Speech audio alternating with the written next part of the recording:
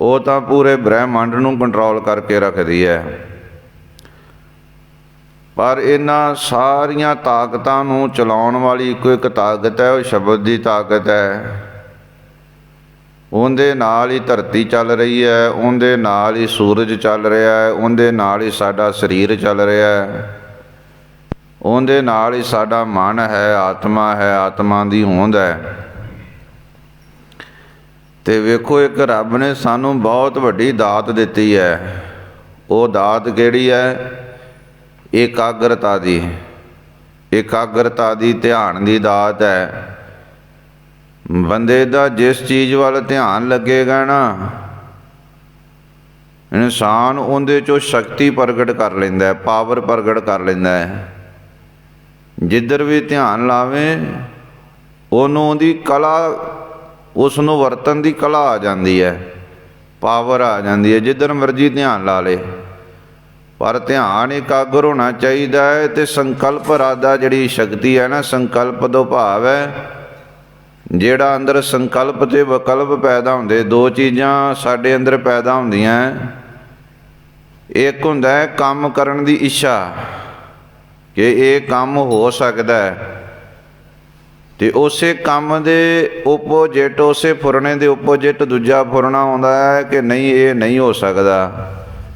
ਜਿਹੜੇ ਕੰਮ ਕਰਨ ਦਾ ਸੰਕਲਪ ਪੈਦਾ ਹੋਣਾ ਹੈ ਉਹਨੂੰ ਸੰਕਲਪ ਕਹਿੰਦੇ ਆ। ਫੁਰਨਾ ਪੈਦਾ ਹੋਇਆ ਅਤੇ ਉਹਦੇ ਓਪੋਜਿਟ ਜਿਹੜੀ ਚੀਜ਼ ਪੈਦਾ ਹੁੰਦੀ ਹੈ, ਵਿਚਾਰ ਪੈਦਾ ਹੁੰਦੀ ਹੈ, ਉਹਨੂੰ ਵਿਕਲਪ ਕਹਿੰਦੇ ਆ।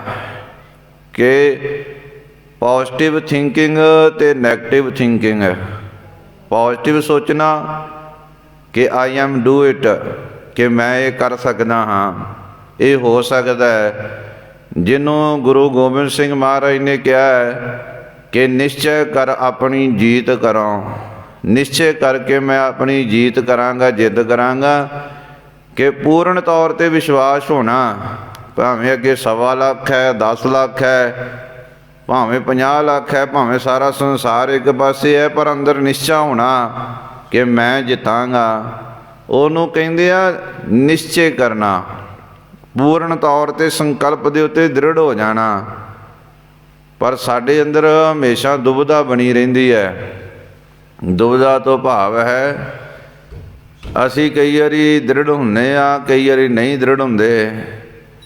ਇਸ ਕਰਕੇ ਸਾਡਾ ਕੋਈ ਵੀ ਕਾਰਜ ਸਫਲ ਨਹੀਂ ਹੁੰਦਾ। ਅਸੀਂ ਹਮੇਸ਼ਾ ਅਧੂਰੇ ਰਹਿ ਜਾਂਦੇ ਹਾਂ।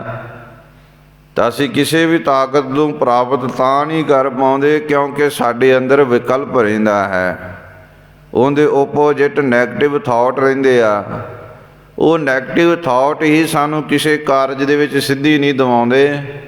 ਤਾਂ ਕਰਕੇ ਅਸੀਂ ਨਾ ਸੰਸਾਰ ਦਾ ਕੁਝ ਮੰਨ ਰਹੇ ਹਾਂ, ਨਾ ਅਧਿਆਤਮਿਕ ਦੁਨੀਆ ਦਾ ਕੁਝ ਮੰਨ ਰਹੇ ਹਾਂ। ਹਾਂ, ਜਿਨ੍ਹਾਂ ਆਪਣੇ ਇਹਨਾਂ ਥਾਟਸ ਨੂੰ ਪਾਸੇ ਕਰਕੇ ਇੱਕ ਚੀਜ਼ 'ਤੇ ਫੋਕਸ ਕਰਨਾ ਸਿੱਖ ਲਿਆ, ਆਪਣੀ ਸੁਰਤ ਨੂੰ ਇੱਕ ਥਾਂ 'ਤੇ ਇਕਾਗਰ ਕਰਨਾ ਸਿੱਖ ਲਿਆ, ਉਹਨਾਂ ਨੂੰ ਤਾਂ ਬੜੀ ਸਿੱਧੀ ਮਿਲੀ ਹੈ, ਉਹਨਾਂ ਨੂੰ ਤਾਂ ਬੜੀ ਤਾਕਤ ਮਿਲੀ ਹੈ। ਤੁਸੀਂ ਵਿਗਿਆਨ ਵੇਖ ਸਕਦੇ ਹੋ, ਵਿਗਿਆਨਕ ਦਾ ਧਿਆਨ ਇੱਕ ਆਪਣੇ ਇੱਕ ਟਾਰਗੇਟ 'ਤੇ ਹੁੰਦਾ ਹੈ ਅਤੇ ਉਹਦੇ 'ਤੇ ਧਿਆਨ ਲਾ ਕੇ ਉਹ ਜਿਉਂ ਚੱਲਦਾ ਜਿਉਂ ਚੱਲਦਾ, ਇੱਕ ਦਿਨ ਉਹਦੇ 'ਚੋਂ ਕੁਝ ਨਾ ਕੁਝ ਪ੍ਰਾਪਤ ਕਰ ਹੀ ਲੈਂਦਾ ਹੈ ਨਾ। ਆਖੋ ਸਤਿਨਾਮ ਸ਼੍ਰੀ। ਵੇਖੋ, ਲੋਕ ਤਾਂ ਮਜ਼ਾਕ ਉਸ ਸਮੇਂ ਵਿਗਿਆਨਕਾਂ ਦਾ ਵੀ ਉਡਾਉਂਦੇ ਹੀ ਸਨ, ਜਿਨ੍ਹਾਂ ਨੇ ਵੱਡੀਆਂ ਵੱਡੀਆਂ ਖੋਜਾਂ ਕੀਤੀਆਂ। ਲੋਕ ਕਹਿੰਦੇ ਸਨ ਇਹ ਕਿਵੇਂ ਹੋ ਸਕਦਾ, ਨਹੀਂ ਹੋ ਸਕਦਾ, ਕਮਲੇ ਤੁਸੀਂ। ਉਹਨਾਂ ਦੇ ਅੰਦਰ ਇੱਕ ਸੰਕਲਪ ਸੀਗਾ, ਉਹਨਾਂ ਨੂੰ ਕੋਈ ਚੀਜ਼ ਦੀ ਸਮਝ ਲੱਗ ਗਈ ਸੀ ਕਿ ਨਹੀਂ ਇੱਦਾਂ ਹੋ ਸਕਦਾ ਹੈ ਅਤੇ ਹੋ ਸਕਦਾ। ਉਹਨਾਂ ਕਰਕੇ ਵਿਖਾਇਆ, ਕੀਤਾ। ਇਸੇ ਤਰ੍ਹਾਂ ਗੁਰੂ ਕੇ ਪਿਆਰਿਓ, ਹੈ ਤਾਂ ਧਰਮ ਦੀ ਦੁਨੀਆ ਦੇ ਵਿੱਚ ਵੀ ਬਹੁਤ ਕੁਝ ਹੈ, ਪਰ ਅੱਜ ਧਰਮ ਦੀ ਦੁਨੀਆ ਵਿੱਚ ਬਹੁਤੇ ਬੰਦੇ ਬੇਵਿਸ਼ਵਾਸੇ ਨੇ। ਵਿਸ਼ਵਾਸ ਕੋਈ ਨਹੀਂ ਹੈ, ਅਤੇ ਵਿਸ਼ਵਾਸ ਨਾ ਹੋਣ ਕਾਰਨ ਉਹਨਾਂ ਦੇ ਜੀਵਨ ਵਿੱਚ ਕੋਈ ਵੀ ਤਾਕਤ ਪ੍ਰਗਟ ਨਹੀਂ ਹੁੰਦੀ, ਕੁਝ ਵੀ ਪ੍ਰਗਟ ਨਹੀਂ ਹੁੰਦਾ। ਤਾਂ ਇਸੇ ਤਰ੍ਹਾਂ ਧਰਮ ਦੇ ਨਾਮ 'ਤੇ ਕੁਝ ਕਰਮ ਕੀਤੇ ਜਾਂਦੇ ਸਨ, ਜਿਹਨੂੰ ਕਿਹਾ ਜਾਂਦਾ ਜੰਤਰ ਮੰਤਰ ਅਤੇ ਤੰਤਰ। ਯੰਤਰ ਦਾ ਮਤਲਬ ਕੋਈ ਇਸ ਤਰ੍ਹਾਂ ਦੇ ਯੰਤਰ ਬਣਾਉਣੇ, ਧਾਗੇ ਤਵੀਤ ਟੂਣੇ ਕਰਨੇ, ਜਿਨ੍ਹਾਂ 'ਤੇ ਇੱਕ ਇੱਕ ਮੰਤਰ ਪੜ੍ਹ ਕੇ ਉਹਦੀ ਸਿੱਧੀ ਕਰ ਲੈਣੀ। ਉਹ ਯੰਤਰਾਂ ਨੂੰ ਵਰਤਣਾ, ਫਿਰ ਤਾਂਤਰਿਕ ਸਿੱਧੀ ਦੇ ਵਿੱਚ ਸਫਲਤਾ ਹਾਸਲ ਕਰ ਲੈਣੀ, ਤਾਂਤਰਿਕ ਬਣ ਜਾਣਾ, ਜਾਦੂ ਟੂਣੇ ਕਰਨੇ, ਤਾਂਤਰਿਕ ਹੋ ਜਾਣਾ। ਤੇ ਮੰਤਰ ਸਿੱਧੀ ਦਾ ਮਤਲਬ ਹੈ ਇੱਕ ਸ਼ਬਦ ਦੇ ਵਿੱਚੋਂ ਇੱਕ ਸ਼ਬਦ ਦੀ ਤਾਕਤ ਨੂੰ ਪ੍ਰਗਟ ਕਰ ਲੈਣਾ, ਉਹਨੂੰ ਵਾਰ-ਵਾਰ ਜਪੀ ਜਾਣਾ ਤੇ ਉਸ ਸ਼ਬਦ ਦੇ ਵਿੱਚ ਜਿਹੜੀ ਸ਼ਕਤੀ ਹੈ, ਤਾਕਤ ਹੈ, ਉਹ ਪ੍ਰਗਟ ਹੋ ਜਾਂਦੀ ਹੈ। ਉਹ ਵੀ ਉਹਦੀ ਆਪੋ ਆਪਣੀ ਸਮਰੱਥਾ ਹੁੰਦੀ ਹੈ। ਪਰ ਤਾਕਤ ਵੇਖੋ, ਪਹਿਲਾਂ ਮੈਂ ਕਹਿ ਦੇਵਾਂ, ਤਾਕਤ ਜਿਹੜੀ ਹੈ ਨਾ ਉਹ ਹਰੇਕ ਸ਼ਬਦ ਵਿੱਚ, ਹਰੇਕ ਥਾਂ 'ਤੇ ਕੁਝ ਨਾ ਕੁਝ ਹੋਏਗੀ। ਕੋਈ 2%, ਕੋਈ 4%, ਕੋਈ ਕਿਤੇ ਨਾ ਕਿਤੇ ਕੁਝ ਨਾ ਕੁਝ ਹੋਏਗਾ। ਪਰ ਉਹਨੂੰ ਵਰਤਣਾ ਇਨਸਾਨ ਦੀ ਮੱਤ ਨੇ ਹੁੰਦਾ ਹੈ, ਮਨ ਨੇ ਹੁੰਦਾ ਹੈ। ਪਰ ਜਦੋਂ ਮਨ ਮੈਲਾ ਹੁੰਦਾ ਹੈ ਨਾ, ਤੇ ਫਿਰ ਉਹ ਹਰੇਕ ਤਾਕਤ ਨੂੰ ਗਲਤ ਪਾਸੇ ਵਰਤਦਾ ਹੈ। ਜਿਵੇਂ ਪੈਸਾ ਵੀ ਇੱਕ ਤਾਕਤ ਹੈ, ਸਰੀਰ ਵੀ ਇੱਕ ਤਾਕਤ ਹੈ, ਸੰਸਾਰ ਦੀਆਂ ਹੋਰ ਵਸਤੂਆਂ ਵੀ ਇਹ ਤਾਕਤਾਂ ਹੀ ਨੇ ਨਾ। ਉਹ ਤਾਕਤਾਂ ਹੈਗੀਆਂ ਤਾਂ ਜ਼ਰੂਰ ਨੇ, ਪਰ ਉਹ ਬੰਦਾ ਵਸ ਵਿੱਚ ਨਹੀਂ ਕਰਦਾ, ਉਹਨਾਂ ਤੋਂ ਕੋਈ ਚੰਗੇ ਉਸਾਰੂ ਕੰਮ ਨਹੀਂ ਲੈਂਦਾ। ਜੇ ਇਨਸਾਨ ਦੀ ਮੱਤ ਸਹੀ ਨਾ ਹੋਵੇ ਤਾਂ ਫਿਰ ਉਹਨਾਂ ਨਾਲ ਵਿਨਾਸ਼ ਕਰਦਾ ਹੈ, ਆਪ ਦੁਖੀ ਹੁੰਦਾ ਹੈ, ਹੋਰਾਂ ਨੂੰ ਦੁਖੀ ਕਰਦਾ ਹੈ। ਹੁਣ ਪਰਮਾਣੂ ਤਾਕਤ ਕਿੱਡੀ ਵੱਡੀ ਹੈ, ਤੇ ਇਹਦੇ ਤੋਂ ਬਹੁਤ ਬਿਜਲੀ ਊਰਜਾ ਪੈਦਾ ਕੀਤੀ ਜਾ ਸਕਦੀ, ਤੇ ਵਿਗਿਆਨਕ ਕਰਦੇ ਆ। ਪਰ ਉਹਦਾ ਦੂਜਾ ਕੰਮ ਵੀ ਤਾਂ ਲਿਆ ਜਾਂਦਾ ਨਾ, ਲੋਕਾਂ ਨੂੰ ਮਾਰਨ ਦਾ। ਆਖੋ ਸਤਿਨਾਮ ਸ਼੍ਰੀ। ਐਟਮ ਬੰਬ, ਜਿਹੜੇ ਪਰਮਾਣੂ ਬੰਬ ਬਣਾਏ ਆ, ਦੁਨੀਆ ਵਾਸਤੇ ਖਤਰਾ ਹੀ ਹੈ ਨਾ। ਦੁਨੀਆ ਡਰਦੀ ਹੈ ਕਿ ਗਲਤ ਬੰਦਿਆਂ ਦੇ ਹੱਥ ਵਿੱਚ ਤਾਕਤ ਆ ਗਈ ਤੇ ਇਹਨਾਂ ਨੇ ਸਭ ਕੁਝ ਵਿਨਾਸ਼ ਕਰ ਦੇਣਾ। ਤਾਕਤ ਮਾੜੀ ਨਹੀਂ ਹੈ। ਮਾੜੀ ਕਦੋਂ ਬਣਦੀ ਹੈ? ਜਦੋਂ ਮਾੜੀ ਸੋਚ ਦੇ ਬੰਦਿਆਂ ਕੋਲ ਆ ਜਾਂਦੀ ਹੈ, ਗਲਤ ਇਨਸਾਨਾਂ ਕੋਲ, ਪਾਗਲ ਬੰਦਿਆਂ ਕੋਲ ਉਹ ਚੀਜ਼ ਚਲੇ ਜਾਂਦੀ ਹੈ। ਤੇ ਪਾਗਲ ਬੰਦੇ ਕੋਲ ਰਾਜ ਦੇ ਦਿਓ, ਉਹ ਸਾਰੇ ਦੇਸ਼ ਨੂੰ ਬਰਬਾਦ ਕਰ ਦੇਗਾ। ਜੇ ਪਾਗਲ ਬੰਦੇ ਦੇ ਕੋਲ ਪੂਰਾ ਵਰਲਡ ਦੀ ਕੋਈ ਤਾਕਤ ਦੇ ਦਿਓ, ਪੂਰਾ ਵਰਲਡ ਖਾ ਜਾਏਗਾ। ਤਾਂ ਇਹ ਤਾਕਤਾਂ ਹਮੇਸ਼ਾ ਅੱਜ ਤੱਕ ਵੀ ਬਾਹਰੀ ਤਾਕਤਾਂ ਜਿੰਨੀਆਂ ਵੀ, ਕਿਉਂਕਿ ਕਈ ਵਾਰੀ ਸਾਡੇ ਦੇਸ਼ ਦੇ ਲੋਕ ਵੀ ਕਹਿੰਦੇ ਆ ਕਿ ਇਹ ਪਤਾ ਨਹੀਂ ਇਹ ਪੋਸਟਾਂ ਕਿਵੇਂ ਦੀਆਂ ਹੈ ਕਿ ਕੋਈ ਮੰਤਰੀ ਬਣ ਜਾਏ, ਮੁੱਖ ਮੰਤਰੀ ਬਣ ਜਾਏ, ਪ੍ਰਧਾਨ ਮੰਤਰੀ ਬਣ ਜਾਏ, ਪ੍ਰੈਜ਼ੀਡੈਂਟ ਬਣ ਜਾਏ, CM ਬਣ ਜਾਏ, ਕੋਈ ਕਿਸੇ ਤਰ੍ਹਾਂ ਦੀ ਵੀ ਪਦਵੀ 'ਤੇ ਬਹਿ ਜਾਏ। ਬਹੁਤ ਘੱਟ ਲੋਕ ਨੇ ਜਿਨ੍ਹਾਂ ਦਾ ਸਹੀ ਰਵੇ, ਉਹ ਆਪਣੇ ਮਾਈਂਡ ਨੂੰ ਸਹੀ ਰੱਖ ਪਾਉਣ, ਆਪਣੀ ਹਉ ਨੂੰ, ਆਪਣੀ ਬੁੱਧ ਨੂੰ ਕੰਟਰੋਲ ਕਰਕੇ ਦੇਸ਼ ਨੂੰ ਚਲਾ ਸਕਣ। ਨਹੀਂ ਤੇ ਬਹੁਤਿਆਂ ਦਾ ਬੈਲੈਂਸ ਵਿਗੜ ਹੀ ਜਾਂਦਾ। ਆਖੋ ਸਤਿਨਾਮ ਸ਼੍ਰੀ। ਬੈਲੈਂਸ ਵਿਗੜ ਜਾਂਦਾ ਹੈ, ਤੇ ਵਿਗੜਿਆ ਹੋਇਆ ਬੈਲੈਂਸ ਉਹਨਾਂ ਵਾਸਤੇ ਤਾਂ ਦੁੱਖ ਦਾ ਕਾਰਨ ਹੁੰਦਾ ਹੀ ਹੈ। ਫਿਰ ਉਹਨਾਂ ਦੀ ਪ੍ਰਜਾ ਵੀ ਦੁਖੀ ਹੁੰਦੀ ਹੈ। ਤਾਂ ਕਰਕੇ ਮਹਾਰਾਜ ਨੇ ਕਿਹਾ ਕਿ ਉਹ ਵੇਖੋ, ਲੱਭ ਪਾਪ ਦੋਏ ਰਾਜਾ ਮਹਿਤਾ, ਕੂੜ ਹੋਆ ਸਿਕਦਾਰ, ਕਾਮ ਨੇਮ ਸਦ ਪੁੱਛੀਐ, ਬਹਿ ਬਹਿ ਕਰੇ ਵਿਚਾਰ। ਇਹ ਬੈਲੈਂਸ ਕਿਵੇਂ ਵਿਗੜਦਾ ਹੈ? ਲੋਭ ਕਰਕੇ, ਹੰਕਾਰ ਕਰਕੇ, ਮਾੜੀ ਮੱਤ ਕਰਕੇ।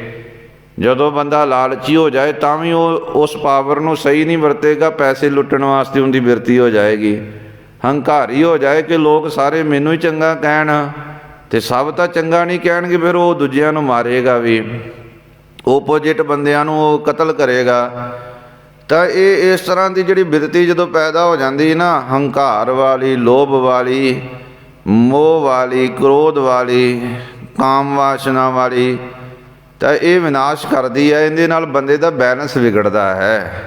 ਇਨਸਾਨ ਮੈਂਟਲੀ ਤੌਰ 'ਤੇ ਅਪਸੈਟ ਹੋ ਜਾਂਦਾ ਹੈ, ਤੇ ਇਸ ਮੈਂਟਲੀ ਤੌਰ 'ਤੇ ਅਪਸੈਟ ਬੰਦੇ ਫਿਰ ਉਸ ਪਾਵਰ ਨੂੰ ਗਲਤ ਵਰਤਦੇ ਆ, ਤੇ ਲੋਕਾਂ ਦਾ ਬਹੁਤ ਜ਼ਿਆਦਾ ਨੁਕਸਾਨ ਹੁੰਦਾ ਹੈ।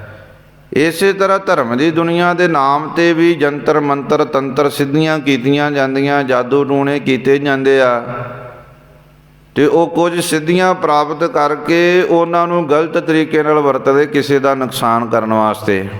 ਜਿਵੇਂ ਪੈਸੇ ਨੂੰ ਗਲਤ ਤਰੀਕੇ ਨਾਲ ਵਰਤਿਆ ਜਾਏ ਤੇ ਉਹ ਪੈਸਾ ਹੀ ਮਾਇਆ ਬਣ ਜਾਂਦੀ ਹੈ। ਇਸੇ ਤਰ੍ਹਾਂ ਧਰਮ ਦੀ ਤਾਕਤ ਨੂੰ, ਕਿਸੇ ਤਾਕਤ ਨੂੰ ਵੀ ਗਲਤ ਥਾਂ 'ਤੇ ਵਰਤਿਆ ਜਾਵੇ, ਉਹ ਵੀ ਮਾਇਆ ਹੀ ਬਣ ਜਾਂਦੀ। ਮਾਇਆ ਤੋਂ ਭਾਵ ਉਹ ਵੀ ਇੱਕ ਫਾਈ ਬਣ ਜਾਂਦੀ, ਉਹ ਵੀ ਇੱਕ ਨਰਕ ਹੀ ਹੈ। ਗੱਲ ਇਹ ਹੈ ਕਿ ਇਨਸਾਨ ਉਸ ਨੂੰ ਕਿਸ ਵਿਹਾਵ 'ਤੇ ਵਰਤ ਰਿਹਾ ਹੈ, ਕਿਸ ਤਰੀਕੇ ਨਾਲ ਵਰਤ ਰਿਹਾ ਹੈ। ਤਾਂ ਉੱਥੇ ਇਹ ਜਿਹੜੀ ਨੂਰ ਸ਼ਾਹ ਸੀ ਨਾ ਜਾਦੂਗਰਨੀ, ਇਹਦਾ ਬਹੁਤ ਵੱਡਾ ਇੱਕ ਕਿਲ੍ਹਾ ਬਣਾਇਆ ਸੀ। ਕਿਲ੍ਹੇ ਤੋਂ ਭਾਵ ਇਹਨੇ ਇੱਕ ਆਪਣਾ ਘਰ ਬਣਾਇਆ ਸੀ, ਜਿਹਦੇ 'ਚ ਵੱਖੋ ਵੱਖਰੇ ਤਹਿਖਾਨੇ ਬਣਾਏ ਸਨ, ਕਮਰੇ ਬਣਾਏ ਸਨ। ਅਤੇ ਇਹਨੇ ਇਹ ਨਾਟਕ ਚੇਟਕ ਕਰਦੀ ਸੀ। ਨਾਟਕ ਚੇਟਕ ਤੋਂ ਭਾਵ ਲੋਕਾਂ ਨੂੰ ਆਪਣੇ ਮੋਹ ਜਾਲ 'ਚ ਫਸਾ ਲੈਂਦੀ ਸੀ, ਉਹਨਾਂ ਨੂੰ ਹਿਪਨੋਟਾਈਜ਼ ਕਰਨਾ। ਹਿਪਨੋਟਾਈਜ਼ ਤੋਂ ਭਾਵ ਬੰਦੇ ਦਾ ਸੁਭਾਅ ਪੜ੍ਹ ਕੇ ਉਹਦੇ ਨਾਲ ਉਸੇ ਵਿਹਾਵ 'ਤੇ ਵਰਤਾਰਾ ਕਰਨਾ ਕਿ ਇਨਸਾਨ ਕਿਸ ਤੋਂ ਡਰਦਾ ਹੈ, ਕਿਹੜੀ ਚੀਜ਼ ਦਾ ਇਹਦੇ ਅੰਦਰ ਜ਼ਿਆਦਾ ਡਰ ਹੈ, ਅਤੇ ਇਹਦੇ ਅੰਦਰ ਲਾਲਚ ਕਿਹੜੀ ਚੀਜ਼ ਦਾ, ਮੋਹ ਕਿਹੜੀ ਚੀਜ਼ ਦਾ, ਇਹ ਚਾਹੁੰਦਾ ਕੀ ਹੈ। ਇਹ ਦੋ ਬਿਰਤੀਆਂ ਇਹ ਲੋਕ ਪੜ੍ਹਦੇ ਨੇ ਕਿ ਇਨਸਾਨ ਡਰਦਾ ਕਿਹਦੇ ਤੋਂ ਹੈ, ਅਤੇ ਇਹਦੇ ਅੰਦਰ ਕਿਸ ਚੀਜ਼ ਦਾ ਰਸ ਜ਼ਿਆਦਾ ਹੈ, ਕਿਹੜੀ ਚੀਜ਼ ਦੀ ਚਾਹਤ ਜ਼ਿਆਦਾ ਕਰਕੇ ਇਹ ਇੱਥੇ ਆ ਰਿਹਾ ਹੈ। ਅਤੇ ਇਹ ਜਦੋਂ ਇਹ ਦੋ ਬਿਰਤੀਆਂ ਪੜ੍ਹ ਲੈਂਦੇ ਨਾ, ਦੋ ਤਰ੍ਹਾਂ ਦੀਆਂ ਬਿਰਤੀਆਂ ਇਨਸਾਨ 'ਚ ਹੈਗੀਆਂ। ਜਾਂ ਤਾਂ ਬੰਦਾ ਕਿਸੇ ਨੂੰ ਡਰ ਕਰਕੇ ਮੰਨਦਾ ਹੈ ਜਾਂ ਲਾਲਚ ਕਰਕੇ ਮੰਨਦਾ। ਜਦੋਂ ਡਰਦਾ ਹੈ ਤਾਂ ਕਿਸੇ ਅੱਗੇ ਝੁਕੇਗਾ, ਜਾਂ ਲਾਲਚ ਹੈ ਜਾਂ ਉੱਥੋਂ ਕੁਝ ਚਾਹੀਦਾ ਹੈ ਤਾਂ ਉਹਨੂੰ ਮੰਨੇਗਾ, ਉੱਦਾਂ ਨਹੀਂ ਮੰਨਦਾ। ਹੁੰਦਾ ਕੀ ਹੈ, ਜਦੋਂ ਇਹ ਜਾਦੂਗਰ ਤੋਂ ਭਾਵ ਹਿਪਨੋਟਾਈਜ਼ ਕਰਨ ਵਾਲੇ ਬੰਦੇ, ਲੋਕਾਂ ਦੇ ਦਿਮਾਗ ਨੂੰ ਆਪਣੇ ਵੱਲ ਕੈਚ ਕਰਨ ਵਾਲੇ ਇਨਸਾਨ, ਉਹਨਾਂ ਨੇ ਜਿਨ੍ਹਾਂ ਨੇ ਦੁਕਾਨਾਂ ਚਲਾਉਣੀਆਂ ਧਰਮ ਦੇ ਰਾਹ 'ਤੇ ਸਿਰਫ ਆਪਣੇ ਚੇਲੇ ਚਮਟੇ ਵਧਾਉਣੇ ਆ, ਆਪਣੇ ਚੇਲੇ ਚਾਟੜੇ ਵਧਾਉਣੇ ਆ, ਅਤੇ ਉਹਨਾਂ ਦੇ ਆਸਰੇ 'ਤੇ ਆਪ ਐਸ਼ ਕਰਨੀ ਹੈ, ਆਪਣੀ ਐਸ਼ ਪ੍ਰਸਤੀ ਦਾ ਜੀਵਨ ਬਤੀਤ ਕਰਨਾ ਹੈ। ਤਾਂ ਉਹ ਪਤਾ ਕੀ ਕਰਦੇ ਆ, ਮਜਬੂਰ ਲੋਕਾਂ ਦੀ ਮਜਬੂਰੀ ਦਾ ਫਾਇਦਾ ਉਠਾਉਂਦੇ ਆ। ਮਜਬੂਰ ਬੰਦਿਆਂ ਦੀ ਮਜਬੂਰੀ ਦਾ ਫਾਇਦਾ ਉਠਾਉਂਦੇ ਕਿਵੇਂ? ਉਹ ਉਹਨਾਂ ਦੇ ਸੁਭਾਅ ਨੂੰ ਪੜ੍ਹ ਲੈਂਦੇ ਆ। ਸੁਭਾਅ ਕਿਸੇ ਦੇ ਪੜ੍ਹਨੋਂ ਔਖਾ ਨਹੀਂ ਹੈ, ਇਹ ਇੱਕ ਕਲਾ ਹੈ, ਸਿੱਖੀ ਜਾ ਸਕਦੀ। ਆਖੋ ਸਤਿਨਾਮ ਸ਼੍ਰੀ। ਕਿਸੇ ਦੇ ਮਨ ਨੂੰ ਪੜ੍ਹਨਾ ਕੋਈ ਔਖਾ ਨਹੀਂ ਹੈ, 2 ਮਿੰਟਾਂ 'ਚ ਪੜ੍ਹ ਸਕਦੇ ਹੋ ਤੁਸੀਂ। ਇੱਥੇ 2 ਮਿੰਟ ਗੱਲਾਂ ਕਰੋ, ਤੁਸੀਂ ਆਪਣੀ ਸਾਰੀ ਹਿਸਟਰੀ ਦੱਸ ਜਾਓਗੇ। ਆਖੋ ਸਤਿਨਾਮ ਸ਼੍ਰੀ। ਕਿਸੇ ਕੋਲ ਆ ਕੇ 2 ਮਿੰਟ ਗੱਲਾਂ ਕਰੋ, ਤੁਹਾਡੇ ਤੋਂ ਪੁੱਛੇਗਾ ਤੇਰਾ ਨਾਂ ਕੀ, ਤੁਹਾਡੇ ਨਾਂ 'ਚ ਹੀ ਤੁਹਾਡਾ ਬਹੁਤ ਕੁਝ ਛੁਪਿਆ ਪਿਆ। ਆਖੋ ਸਤਿਨਾਮ ਸ਼੍ਰੀ। ਆਪਾਂ ਕਹਾਂਗੇ ਜੀ ਮੈਂ ਫਲਾਣਾ ਸਿੰਘ ਆ, ਇੱਥੋਂ ਪਤਾ ਲੱਗ ਜਾਣਾ ਇਹ ਸਿੱਖਾਂ ਦਾ ਬੱਚਾ ਹੈ, ਇਹ ਸਿੱਖਾਂ ਦੇ ਘਰ ਪੈਦਾ ਹੋਇਆ, ਅਤੇ ਸਿੱਖਾਂ ਦਾ ਕੀ ਕਲਚਰ ਹੈ, ਕੀ ਇਹਨਾਂ ਦੇ ਪੰਜਾਬ ਦੇ ਹਾਲਾਤ ਨੇ। ਉਹ ਫਿਰ ਪੁੱਛੇਗਾ ਤੇਰੀ ਜਾਤ ਕੀ, ਗੋਤ ਕੀ। ਆਪਾਂ ਫਿਰ ਜਾਤ ਵੀ ਦੱਸ ਦਿੰਦੇ, ਗੋਤ ਵੀ ਦੱਸ ਦਿੰਦੇ। ਫਿਰ ਇਹਨੂੰ ਪੁੱਛੇਗਾ ਕਿਸ ਲੈਵਲ 'ਤੇ ਜੀ ਰਿਹਾ ਹੈ। ਫਿਰ ਉਹ ਥੋੜ੍ਹੀਆਂ ਕਰਕੇ ਗੱਲਾਂ ਸਾਡੇ ਤੋਂ ਪੁੱਛ ਲੈਂਦੇ ਆ। ਉਹ ਸਾਰਾ ਕੁਝ ਤਾਂ ਅਸੀਂ ਉਹਨਾਂ ਨੂੰ ਬਿਆਨ ਕਰ ਲੈਂਦੇ ਹਾਂ, ਅਤੇ ਬਹੁਤਾਤ ਵਿੱਚ ਇੱਕੋ ਹਾਲਾਤ ਵਿੱਚ ਆਪਾਂ ਇੱਕੋ ਸਿਚੁਏਸ਼ਨ ਵਿੱਚ ਲੋਕ ਜੀਂਦੇ ਹੁੰਦੇ ਹਾਂ। ਅਤੇ ਜਿਵੇਂ ਸਾਡੇ ਹੁਣ ਪੰਜਾਬ ਦੇ ਵਿੱਚ ਬਹੁਤੀ ਬੇਰੁਜ਼ਗਾਰੀ ਹੈ, ਲੋਕ ਨਸ਼ੇ ਕਰਦੇ ਆ, ਮੁੰਡੇ ਨਸ਼ੇ ਕਰਦੇ, ਆਮ ਮੀਡੀਅਮ ਕਲਾਸ ਲੋਕ ਵੀ ਕਰਦੇ ਅਤੇ ਦੁਖੀ ਰਹਿੰਦੇ ਆ। ਹੁਣ ਉਹਦੇ ਮਨ ਦੀ ਕੀ ਦਸ਼ਾ ਹੋਏਗੀ, ਇੱਕ ਮਨੋਵਿਗਿਆਨਕ ਜਾਣ ਲਏਗਾ। ਆਖੋ ਸਤਿਨਾਮ ਸ਼੍ਰੀ। ਉਹ ਮਜਬੂਰ ਬੰਦਾ ਜਦੋਂ ਉਹਦੇ ਕੋਲ ਜਾਏਗਾ, ਇੱਕ ਔਰਤ ਸਾਡੇ ਪੰਜਾਬ ਦੇ ਵਿੱਚ ਕਿਸ ਤਰ੍ਹਾਂ ਰਹਿੰਦੀ ਆ, ਉਹਦੀ ਕੀ ਮਨੋਦਸ਼ਾ ਹੈ, ਇਹ ਬਾਬੇ ਜਾਣ ਲੈਂਦੇ ਆ ਕਿ ਇਹਨਾਂ ਦਾ ਜਿਹੜਾ ਘਰ ਹੈ, ਪਰਿਵਾਰ ਹੈ, ਇਹਨੂੰ ਕੋਈ ਬਹੁਤਾ ਮਾਣ ਸਤਿਕਾਰ ਤਾਂ ਮਿਲ ਨਹੀਂ ਰਿਹਾ, ਇਹਨੂੰ ਆਜ਼ਾਦੀ ਤਾਂ ਮਿਲ ਨਹੀਂ ਰਹੀ, ਇਹਨੂੰ ਕੀ ਚਾਹੀਦਾ ਹੈ। ਉਹ ਉਹਦੀਆਂ ਗੱਲਾਂ 'ਚੋਂ ਹੀ ਉਹਨੂੰ ਭਾਪ ਲੈਂਦੇ ਆ। ਆਖੋ ਸਤਿਨਾਮ ਸ਼੍ਰੀ। ਉਹਦੀਆਂ ਗੱਲਾਂ 'ਚੋਂ ਉਹਨੂੰ ਭਾਪ ਲੈਂਦੇ ਆ। ਇਹ ਕਿਹੜੀ ਚੀਜ਼ ਤੋਂ ਡਰ ਰਹੀ ਹੈ, ਕਿਹਦੇ 'ਤੇ ਇਹਦਾ ਵਿਸ਼ਵਾਸ ਹੈ, ਕਿਹਦੇ ਤੋਂ ਇਹਨੇ ਪ੍ਰਭਾਵਿਤ ਹੈ, ਇਹ ਸਭ ਕੁਝ ਉਹਨਾਂ ਕੁਝ ਸਕਿੰਟਾਂ 'ਚ ਹੀ ਵਾਚ ਲੈਂਦੇ। ਕੁਝ ਸਕਿੰਟਾਂ 'ਚ ਵਾਚ ਕੀਤਾ ਜਾ ਸਕਦਾ। ਇਹ ਬੜੀ ਵੱਡੀ ਕਲਾ ਹੈ, ਸਿੱਖੀ ਜਾਂਦੀ। ਆਖੋ ਸਤਿਨਾਮ ਸ਼੍ਰੀ। ਇਹ ਬੜੀ ਵੱਡੀ ਕਲਾ ਹੈ, ਅਤੇ ਲੋਕ ਸਿਖਾਉਂਦੇ ਅੱਜ ਕੱਲ੍ਹ, ਇਹ ਸਿੱਖਦੇ ਆ। ਕਲੈਵਰ ਬੰਦਾ ਇਹ ਚੀਜ਼, ਕਿਉਂਕਿ ਵੇਖੋ ਜਿਹੜਾ ਧਾਰਮਿਕ ਕਿਤਾਬਾਂ ਨੂੰ ਪੜ੍ਹਨ ਲੱਗ ਪਿਆ ਨਾ, ਧਾਰਮਿਕ ਗਿਆਨ ਲੈਣ ਲੱਗ ਪਿਆ, ਉਹਦੀ ਮੱਤ ਬੜੀ ਤੀਖਣ ਹੋ ਜਾਂਦੀ, ਐਵੇਂ ਨਹੀਂ ਹੁੰਦੀ। ਬੜੀ ਤੀਖਣ ਬੁੱਧੀ ਦਾ ਮਾਲਕ ਹੁੰਦਾ ਹੈ। ਉਹ ਕੁਝ ਵੀ ਜਿਹੜਾ ਉਹਨੇ ਸਿੱਖਿਆ ਹੁੰਦਾ ਹੈ, ਉਸ ਬੁੱਧੀ ਨੂੰ ਪਤਾ ਕੀ ਕਰਦਾ ਹੈ। ਜੇ ਉਹਦੇ ਮਨ ਸਹੀ ਨਹੀਂ, ਜੇ ਉਹ ਰੱਬ ਤੋਂ ਨਹੀਂ ਡਰਦਾ, ਜੇ ਵਾਹਿਗੁਰੂ ਦੀ ਭੈ ਭਾਵਨਾ ਵਿੱਚ ਨਹੀਂ ਹੈ, ਉਹ ਸੱਚ ਵਿੱਚ ਨਹੀਂ ਜੀ ਰਿਹਾ, ਤਾਂ ਫਿਰ ਉਹ ਉਸ ਵਿੱਦਿਆ ਨੂੰ ਲੋਕਾਂ ਨੂੰ ਠੱਗਣ 'ਤੇ ਵਰਤਦਾ। ਆਖੋ ਸਤਿਨਾਮ ਸ਼੍ਰੀ। ਨੋਟ ਕਮਾਉਣ ਵਾਸਤੇ। ਵੇਖੋ, ਗੁਰੂ ਇੱਕ ਹੋਵੇ ਤੇ ਜਹਾਨ ਦਾ ਭਲਾ ਕਰ ਦਿੰਦਾ ਹੈ, ਸੰਤ ਇੱਕ ਹੋਵੇ ਤੇ ਦੁਨੀਆ ਤਾਰ ਦਿੰਦਾ ਹੈ। ਸਾਡੇ ਤਾਂ ਹੁਣ ਸੰਤਾਂ ਦੇ ਟੋਲੇ ਫਿਰਦੇ, ਗੁਰੂ ਤੇ ਗੁਰੂ ਚੜਿਆ ਪਿਆ ਹੈ। ਬਾਬਾ ਨਾਨਕ ਆਇਆ ਸੀ, ਸਾਰਾ ਮਾਹੌਲ ਹੀ ਚੇਂਜ ਕਰਕੇ ਰੱਖ ਦਿੱਤਾ ਸੀ। ਵੱਡੇ ਵੱਡੇ ਰਾਜਿਆਂ ਨੂੰ ਆਪਣੇ ਹੱਥਾਂ ਪੈਰਾਂ ਦੀ ਪੈ ਗਈ ਸੀ। 10 ਗੁਰੂ ਸਾਹਿਬਾਨ ਨੇ ਵੇਖੋ ਸਾਰਾ ਮਾਹੌਲ ਹੀ, ਇਤਿਹਾਸ ਹੀ ਚੇਂਜ ਕਰ ਦਿੱਤਾ ਸੀ, ਕੁਰਬਾਨੀਆਂ ਦੇ ਦੇ ਕੇ, ਆਪਣਾ ਆਪਾ ਵਾਰ ਕੇ। ਤੇ ਅੱਜ ਦੇ ਗੁਰੂ ਇੰਨੇ ਬਣੇ ਬੈਠੇ ਆ, ਇਹ ਸਭ ਠੱਗਾਂ ਨਾਲ ਰਲੇ ਹੋਏ। ਆਖੋ ਸਤਿਨਾਮ ਸ੍ਰੀ। ਸਭ ਚੋਰਾਂ ਨਾਲ ਰਲੇ ਹੋਏ। ਇੱਥੋਂ ਇਹ ਬਿਰਤੀ ਸਾਬਤ ਹੁੰਦੀ ਹੈ ਕਿ ਖੁਦ ਚੋਰ ਨੇ, ਕਿਉਂਕਿ ਚੋਰ ਦੀ ਚੋਰ ਨਾਲ ਸਾਂਝ ਹੁੰਦੀ ਹੈ, ਸੰਤ ਦੀ ਨਹੀਂ। ਆਖੋ ਸਤਿਨਾਮ ਸ੍ਰੀ। ਸੰਤ ਤਾਂ ਚੋਰ ਦੇ ਵਿਰੋਧ ਵਿੱਚ ਖੜਾ ਹੋ ਜਾਂਦਾ, ਭਾਵੇਂ ਉਹਨੂੰ ਫਾਹੇ ਲਾ ਦਿਓ, ਉਹ ਤਾਂ ਉਹਦੇ ਠੱਗ ਦੇ ਵਿਰੋਧ 'ਚ ਖੜਾ ਹੋ ਜਾਏਗਾ ਕਿ ਕਿਉਂ ਲੋਕਾਂ ਨੂੰ ਠੱਗਦੇ ਹੋ। ਤਾਂ ਇਹ ਇੱਕ ਕਲਾ ਸਿੱਖੀ ਜਾਂਦੀ ਹੈ, ਤੇ ਇੱਕ ਕਲਾ ਦੇ ਨਾਲ ਕੁਝ ਤਾਕਤਾਂ ਵੀ ਹੁੰਦੀਆਂ, ਜਿਹਨੂੰ ਯੰਤਰ ਤੰਤਰ ਮੰਤਰ ਸਿੱਧੀ ਕਿਹਾ ਜਾਂਦਾ ਹੈ। ਤੇ ਇਹ ਬੰਗਾਲ ਦੇ ਵਿੱਚ ਤੁਸੀਂ ਅੱਜ ਵੀ ਚਲੇ ਜਾਓ, ਉਹ ਅੱਜ ਵੀ ਕਹਿਣਗੇ ਬੰਗਾਲੀ ਲੋਕ ਸਾਡੇ ਕੋਲ ਇਸ ਤਰ੍ਹਾਂ ਦੀਆਂ ਸਿੱਧੀਆਂ ਹੈਗੀਆਂ, ਫਲਾਣ ਹੈਗਾ। ਪਰ ਅੱਜ ਬਹੁਤਾ ਪਖੰਡ ਹੁੰਦਾ ਹੈ, ਕਿਉਂਕਿ ਉਨੀ ਇਕਾਗਰਤਾ ਅੱਜ ਬੰਦੇ ਦੀ ਹੈ ਨਹੀਂ। ਆਖੋ ਸਤਿਨਾਮ ਸ੍ਰੀ। ਕਿਉਂਕਿ ਇਕਾਗਰਤਾ ਤੋਂ ਬਗੈਰ ਕੋਈ ਵੀ ਰਿੱਧੀ ਸਿੱਧੀ ਪ੍ਰਗਟ ਨਹੀਂ ਹੁੰਦੀ। ਤੇ ਆਪ ਜੀ ਕਹੋਗੇ ਅੱਜ ਇਕਾਗਰਤਾ ਕਿਉਂ ਨਹੀਂ ਹੈ? ਅੱਜ ਮੋਬਾਇਲ ਨੇ ਇਕਾਗਰਤਾ ਭੰਗ ਕੀਤੀ ਹਰੇਕ ਦੀ। ਆਖੋ ਸਤਿਨਾਮ ਸ੍ਰੀ। ਅੱਜ ਤਾਂ ਮੋਬਾਇਲ ਹਰੇਕ ਦੀ ਜੇਬੀ 'ਚ ਹੈ, ਭਾਵੇਂ ਕੋਈ ਬਾਬਾ ਹੈ, ਭਾਵੇਂ ਕੋਈ ਵੀ ਹੈ, ਕਿਸੇ ਤਰ੍ਹਾਂ ਦਾ ਵੀ, ਕੋਈ ਵੀ ਕਿਸੇ ਤਰ੍ਹਾਂ ਦੇ ਵੀ ਧਰਮ ਅਤੇ ਮਜ਼ਹਬ ਵਿੱਚ ਹੈ, ਭਾਵੇਂ ਉਹ ਕਾਜੀ ਹੈ, ਮੁਸਲਮਾਨ ਹੈ, ਹਿੰਦੂ ਹੈ, ਕਿਸੇ ਤਰ੍ਹਾਂ ਦਾ ਵੀ ਇਨਸਾਨ ਹੈ, ਉਹਦੀ ਇਕਾਗਰਤਾ ਮੋਬਾਇਲ ਨੇ ਭੰਗ ਕੀਤੀ ਪਈ ਹੈ। ਉਹਨੂੰ ਕਾਮ ਹੀ ਨਹੀਂ ਛੱਡਦਾ। ਉਹਨੇ ਕੀ ਕਿਤੇ ਨਾਮ ਵੇਖਣਾ ਹੈ? ਆਖੋ ਸਤਿਨਾਮ ਸ੍ਰੀ। ਉਹਨੂੰ ਅੰਦਰੋਂ ਵਾਸਨਾ ਹੀ ਨਹੀਂ ਛੱਡਦੀ। ਜਦੋਂ ਫੇਸਬੁੱਕ ਖੋਲ੍ਹੇਗਾ ਮਾੜੇ ਪਾਸੇ ਵੇਖੇਗਾ, ਜਦੋਂ ਕਿਤੇ ਨੈੱਟ 'ਤੇ ਯੂਟਿਊਬ 'ਤੇ ਕੋਈ ਸਰਚ ਕਰਨ ਲੱਗੇਗਾ, ਸਰਚ ਕੁਝ ਹੋਰ ਕਰਨ ਲੱਗੇਗਾ ਤੇ ਵੇਖਣ ਗਾਣੇ ਲੱਗ ਪਏਗਾ। ਆਖੋ ਸਤਿਨਾਮ ਸ੍ਰੀ। ਕਰਨ ਕੁਝ ਹੋਰ ਲੱਗੇਗਾ, ਪੜ੍ਹਨ ਕੁਝ ਹੋਰ ਲੱਗੇਗਾ, ਤੇ ਵੇਖਣ ਕੁਝ ਹੋਰ ਹੀ ਲੱਗ ਪਏਗਾ। ਤੇ 2 ਘੰਟੇ 4 ਘੰਟੇ ਟਾਈਮ ਕਿਵੇਂ ਬਰਬਾਦ ਹੋ ਗਿਆ ਉਹਨੂੰ ਖੁਦ ਨਹੀਂ ਪਤਾ ਲੱਗਦਾ। ਤੇ ਉਹਦਾ ਸਾਰਾ ਟਾਈਮ ਤਾਂ ਇੱਦਾਂ ਵੇਸਟ ਹੋ ਜਾਂਦਾ। ਉਹਨੇ ਤਰੱਕੀ ਕੀ ਕਰਨੀ? ਆਖੋ ਸਤਿਨਾਮ ਸ੍ਰੀ। ਆਹ ਬਹੁਤੇ ਲੋਕ ਅੱਜ ਕੱਲ੍ਹ ਤਰੱਕੀ ਕਿਸੇ ਵੀ ਕਾਰਜ ਵਿੱਚ ਤਾਂ ਨਹੀਂ ਕਰ ਪਾ ਰਹੇ ਕਿਉਂਕਿ ਇਕਾਗਰਤਾ ਭੰਗ ਹੋਈ ਹਰੇਕ ਬੱਚੇ ਦੀ ਹੋਈ ਪਈ ਹੈ, ਹਰੇਕ ਸਟੂਡੈਂਟ ਦੀ, ਹਰੇਕ ਬੰਦੇ ਦੀ ਅੱਜ ਇਕਾਗਰਤਾ ਭੰਗ ਇਸ ਮੋਬਾਇਲ ਨੇ ਕਰ ਦਿੱਤੀ ਹੈ। ਤੇ ਵੇਖੋ ਜਿਹੜੇ ਵੀ ਅੱਜ ਕੱਲ੍ਹ ਬਾਹਰੀ ਰੂਪ ਵਿੱਚ ਵੀ ਤਰੱਕੀ ਕਰਦੇ ਨਾ, ਮੈਨੂੰ ਨਾਲ ਕਹਿਣਾ ਪੈਂਦਾ ਹੈ, ਬਾਹਰੀ ਰੂਪ ਦੇ ਵਿੱਚ ਵੀ ਕੋਈ ਕਲਾ ਸਿੱਖਦੇ ਨਾ, ਇਹਦੇ ਤੋਂ ਖਹਿੜਾ ਛਡਾ ਕੇ ਹੀ ਸਿੱਖਣਾ ਪੈਂਦਾ ਹੈ। ਵੇਖੋ, ਜੇ ਕੋਈ ਵਿਦਿਆ ਦੇ ਵਿੱਚ ਟੌਪ 'ਤੇ ਜਾਣਾ ਹੈ ਤੇ ਆਪਣੇ ਮਨ ਨੂੰ ਮਾਰਨਾ ਹੀ ਪਏਗਾ। ਮਨ ਨੂੰ ਮਾਰਨ ਤੋਂ ਬਗੈਰ ਤਾਂ ਗੱਲ ਨਹੀਂ ਨਾ ਬਣਨੀ। ਉੱਥੇ ਉਹਨੂੰ ਆਪਣਾ ਸੁੱਖ ਚੈਨ ਛੱਡ ਕੇ ਕੁਝ ਦਿਨ ਪੜ੍ਹਾਈ ਕਰਨੀ ਪਏਗੀ, ਇਕਾਗਰਤਾ ਬਣਾਉਣੀ ਪਏਗੀ, ਤਾਂ ਉਹ ਕਿਸੇ ਵਿਦਿਆ ਦੇ ਵਿੱਚ ਮਾਹਰ ਹੋ ਸਕਦਾ। ਜੇ ਉਹਨੇ ਡਾਕਟਰ ਬਣਨਾ ਹੈ, ਇੰਜੀਨੀਅਰ ਬਣਨਾ ਹੈ, ਸਾਇੰਟਿਸਟ ਬਣਨਾ ਹੈ, ਕੋਈ ਵੀ ਕਿਸੇ ਵੀ ਚੀਜ਼ 'ਤੇ ਜਾਣਾ, ਉਹਨੂੰ ਇੱਕ ਥਾਂ 'ਤੇ ਆਪਣਾ ਧਿਆਨ ਇਕਾਗਰ ਕਰਨਾ ਪਏਗਾ। ਉਹ ਜਿੰਨੀ ਵੱਡੀ ਪਦਵੀ ਹੈ ਓਨਾ ਜ਼ਿਆਦਾ ਇਕਾਗਰਤਾ ਚਾਹੀਦੀ। ਆਖੋ ਸਤਿਨਾਮ ਸ੍ਰੀ। ਜਿੱਡੀ ਵੱਡੀ ਕੋਈ ਪੋਸਟ ਹੈ ਉਸ ਨੂੰ ਪ੍ਰਾਪਤ ਕਰਨ ਵਾਸਤੇ ਓਨਾ ਧਿਆਨ, ਓਨੀ ਇਕਾਗਰਤਾ, ਓਨੀ ਮਿਹਨਤ, ਓਨਾ ਸਮਾਂ ਉਹ ਚੀਜ਼ ਮੰਗਦੀ ਹੈ। ਉਹਦੇ ਤੋਂ ਬਗੈਰ ਤੁਸੀਂ ਉਹਨੂੰ ਨਹੀਂ ਪ੍ਰਾਪਤ ਕਰ ਸਕਦੇ। ਤਾਂ ਇਸੇ ਤਰ੍ਹਾਂ ਹੀ ਧਰਮ ਦੀ ਦੁਨੀਆ ਹੈ। ਜੇ ਰੱਬ ਦੀ ਪ੍ਰਾਪਤੀ ਕਰਨੀ ਹੈ ਤੇ ਰੱਬ ਦੀ ਪ੍ਰਾਪਤੀ ਵਾਸਤੇ ਸਮਾਂ ਦੇਣਾ ਪੈਂਦਾ ਹੈ। ਉਹ ਫਿਰ ਇਕਾਗਰਤਾ ਬਣਾਉਣ ਵਾਸਤੇ ਅੰਮ੍ਰਿਤ ਵੇਲੇ ਉੱਠਣਾ ਪੈਂਦਾ ਹੈ, ਇੱਕ ਨਾਮ ਵਿੱਚ ਧਿਆਨ ਲਾਉਣਾ ਪੈਂਦਾ ਹੈ, ਰਹਿਤ ਮਰਿਆਦਾ ਰੱਖਣੀ ਪੈਂਦੀ ਹੈ, ਆਪਣੇ ਜੀਵਨ ਨੂੰ ਕਿਸੇ ਸਾਂਚੇ ਵਿੱਚੋਂ ਢਾਲਣਾ ਪੈਂਦਾ, ਫਿਰ ਕਿਤੇ ਜਾ ਕੇ ਗੱਲ ਬਣਦੀ ਹੈ। ਐਵੇਂ ਥੋੜ੍ਹੀ ਬਣ ਜਾਂਦੀ। ਆਖੋ ਸਤਿਨਾਮ ਸ੍ਰੀ। ਕੋਈ ਵੀ ਕਲਾ ਹੈ ਉਹ ਐਵੇਂ ਨਹੀਂ ਜੀਵਨ 'ਚ ਪ੍ਰਗਟ ਹੁੰਦੀ। ਉਹਦੇ ਵਾਸਤੇ ਮਿਹਨਤ ਕਰਨੀ ਪੈਂਦੀ ਹੈ। ਫਿਰ ਨਾਲ ਰਹਿਮਤ ਬੜਾ ਕੰਮ ਕਰਦੀ, ਰਹਿਮਤ ਤੋਂ ਬਗੈਰ ਗੱਲ ਨਹੀਂ ਬਣਦੀ।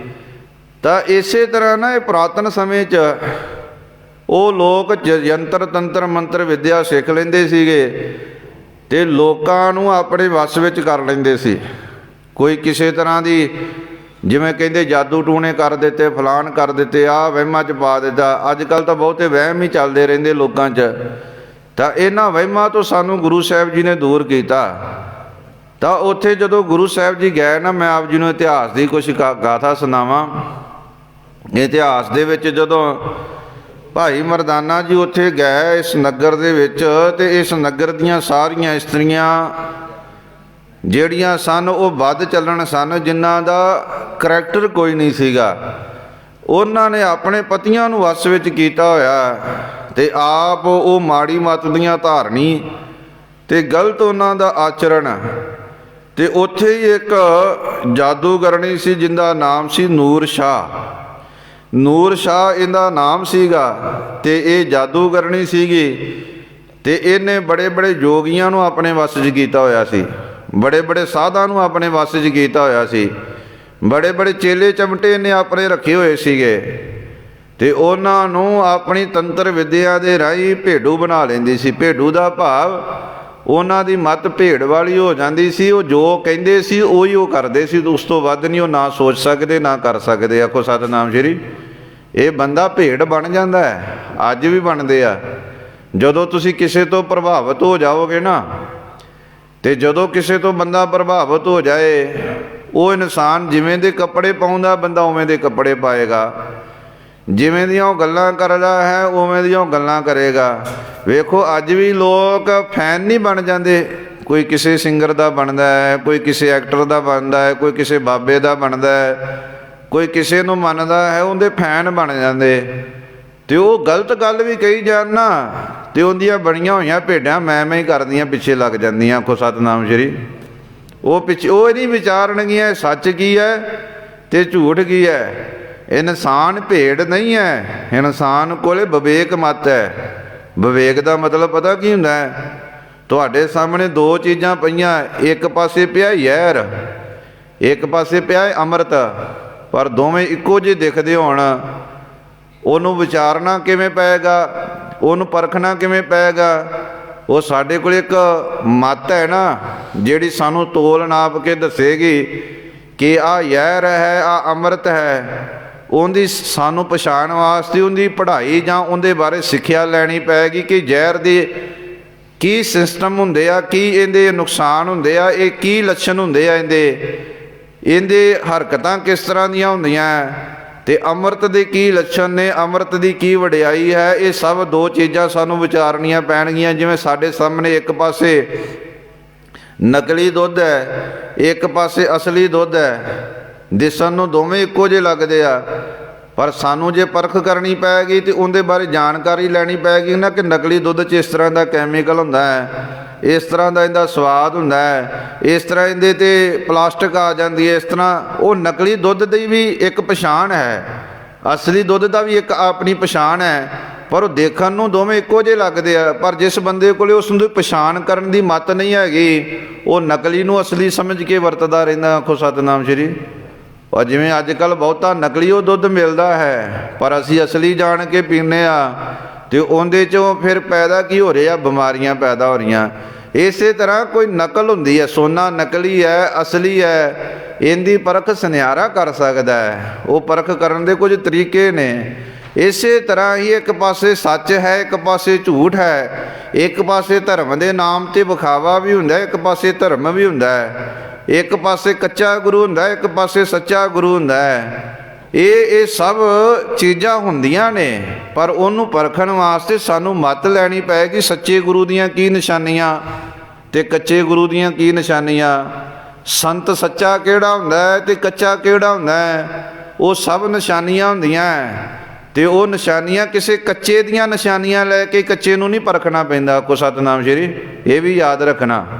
ਇਹ ਵੀ ਗੱਲਾਂ ਥੋੜ੍ਹੀਆਂ ਜਿਹੀਆਂ ਮੈਂ ਆਪ ਜੀ ਨਾਲ ਸਾਂਝ ਪਾ ਦੇਵਾਂ। ਵੇਖੋ ਇੱਕ ਠੱਗ ਬੰਦਾ ਹੈ, ਇੱਕ ਠੱਗ ਬੰਦਾ ਹੈ। ਠੱਗ ਬੰਦਾ ਇੱਕ ਸੋਨੇ ਦੀ ਇੱਟ ਲੈ ਆਇਆ, ਉਹਦੇ 'ਤੇ ਕੁਝ ਚੀਜ਼ਾਂ ਉਹਨੇ ਚੜ੍ਹਾ ਦਿੱਤੀਆਂ, ਤੇ ਜਿਹਨੂੰ ਉਹ ਵੇਚਣ ਗਿਆ ਹੈ ਉਹਨੂੰ ਸੋਨੇ ਦਾ ਕੁਝ ਨਹੀਂ ਪਤਾ ਕਿ ਸੋਨਾ ਕਿਵੇਂ ਦਾ ਹੁੰਦਾ ਹੈ। ਹੁਣ ਸੋਨੇ ਦਾ ਜਦੋਂ ਉਹਨੂੰ ਕੁਝ ਨਹੀਂ ਨਾ ਪਤਾ, ਪਰ ਉਹਨੂੰ ਇੰਨੀ ਸਮਝ ਹੈ ਕਿ ਸੋਨੇ ਨੂੰ ਪਰਖੀਦਾ, ਕਸਵੱਟੀ ਦੇ ਪਰਖੀਦਾ। ਤੇ ਹੁਣ ਜਿਹੜਾ ਠੱਗ ਹੈ ਉਹ ਸੋਨੇ ਦੀ ਇੱਟ ਉਸ ਬੰਦੇ ਨੂੰ ਵੇਚਣ ਲੱਗੇ, ਤੇ ਉਹ ਕਵੇ ਭਾਈ ਇਹਨੂੰ ਮੈਨੂੰ ਪਰਖ ਕੇ ਵਿਖਾ, ਇਹ ਅਸਲੀ ਹੈ ਕਿ ਨਕਲੀ ਹੈ। ਤੇ ਜਦੋਂ ਪਰਖਣ ਵਾਸਤੇ ਉਹਨੂੰ ਕਵੇ ਤੇ ਕਸਵੱਟੀ ਵੀ ਉਹਦੇ ਤੋਂ ਹੀ ਲੈ ਲਵੇ। ਕਸਵੱਟੀ ਕਹਿੰਦੇ ਜੋ ਸੁਨਿਆਰਿਆਂ ਕੋਲ ਇੱਕ ਰਗੜਨ ਵਾਲੀ ਚੀਜ਼ ਹੁੰਦੀ ਹੈ, जिंदे नालों सोना रगड़ के वेखदे आ ये सोना असली है, खरा है कि ये उत्ते वर्क ही चढ़िया होया है कि पित्तल है विच, ਉਹਨੂੰ ਰਗੜ ਕੇ ਵੇਖਦੇ ਆ। ਜਦੋਂ ਉਹਨੂੰ ਰਗੜ ਕੇ ਵੇਖਦੇ ਆ ਤੇ ਉਹ ਕਸਵੱਟੀ ਜੇ ਅਸਲੀ ਹੋਵੇ ਤੇ ਉਹ ਸੋਨੇ ਦੀ ਨਕਲ ਤੇ ਅਸਲ ਦਾ ਸੱਚ ਦੱਸ ਦਿੰਦੀ ਹੈ। ਜੇ ਕਸਵੱਟੀ ਹੀ ਨਕਲੀ ਹੋ ਜਾਏ ਤੇ ਉਹਨੇ ਕੀ ਦੱਸਣਾ ਅੱਗੇ ਅਸਲੀ ਹੈ ਕਿ ਨਕਲੀ ਹੈ। ਕੋ ਸਤਿਨਾਮ ਸ਼੍ਰੀ ਸਮਝੇ ਇਸ ਗੱਲ ਨੂੰ ਕਿ ਨਹੀਂ। ਅਸੀਂ ਗੁਰੂ ਨੂੰ ਵੀ ਪਰਖਣ ਜਾਂਦੇ ਹਾਂ, ਸੰਤ ਨੂੰ, ਸੱਚ ਨੂੰ, ਰੱਬ ਨੂੰ ਵੀ ਲੱਭਣ ਜਾਂਦੇ ਹਾਂ, ਨਕਲੀ ਲੋਕਾਂ ਦੀ ਥਿਊਰੀ ਲੈ ਕੇ, ਨਕਲੀ ਬਾਬਿਆਂ ਦੀ ਥਿਊਰੀ ਲੈ ਕੇ ਹੀ ਨਕਲੀ ਬਾਬਿਆਂ ਨੂੰ ਪਰਖਣ ਜਾਂਦੇ ਹਾਂ। ਅਤੇ ਨਕਲੀ ਬਾਬਿਆਂ ਨੇ ਕੀ ਥਿਊਰੀ ਬਣਾਈ ਹੈ? ਉਹਨਾਂ ਨੇ ਇਹ ਥਿਊਰੀ ਬਣਾਈ ਜਿਹਦੇ ਕੋਲ ਬਹੁਤ ਵੱਡੀਆਂ ਗੱਡੀਆਂ, ਜਿਹਦੇ ਕੋਲ ਬਹੁਤ ਵੱਡੇ ਮਹਿਲ, ਜਿਹਦੇ ਬਹੁਤ ਇੱਕ ਦੀਵਾਨ ਦੇ ਵਿੱਚ ਕਰੋੜਾਂ ਕਰੋੜਾਂ ਬੰਦੇ ਇਕੱਠਾ ਹੋ ਜਾਂਦਾ ਹੈ। ਅਸੀਂ ਕਹਿੰਦੇ ਸੰਤ ਬੜਾ ਵੱਡਾ, ਆਖੋ ਸਤਿਨਾਮ ਸ਼੍ਰੀ। ਪਰ ਉਹ ਇਕੱਠ ਤਾਂ ਕੋਈ ਸਬੂਤ ਨਹੀਂ ਨਾ ਦਿੰਦਾ ਬੰਦੇ ਦੀ ਮਹਾਨਤਾ ਦਾ। ਉਹ ਤਾਂ ਮਾੜੇ ਬੰਦਿਆਂ, ਉਹ ਤਾਂ ਗਾਉਣ ਵਾਲਿਆਂ ਦੇ ਪਿੱਛੇ ਵੀ ਬਹੁਤ ਹੁੰਦਾ ਹੈ, ਗਾਉਣ ਵਾਲਿਆਂ ਦੇ ਪਿੱਛੇ ਵੀ ਲੋਕ ਬਹੁਤ ਲੱਗ ਜਾਂਦੇ ਆ।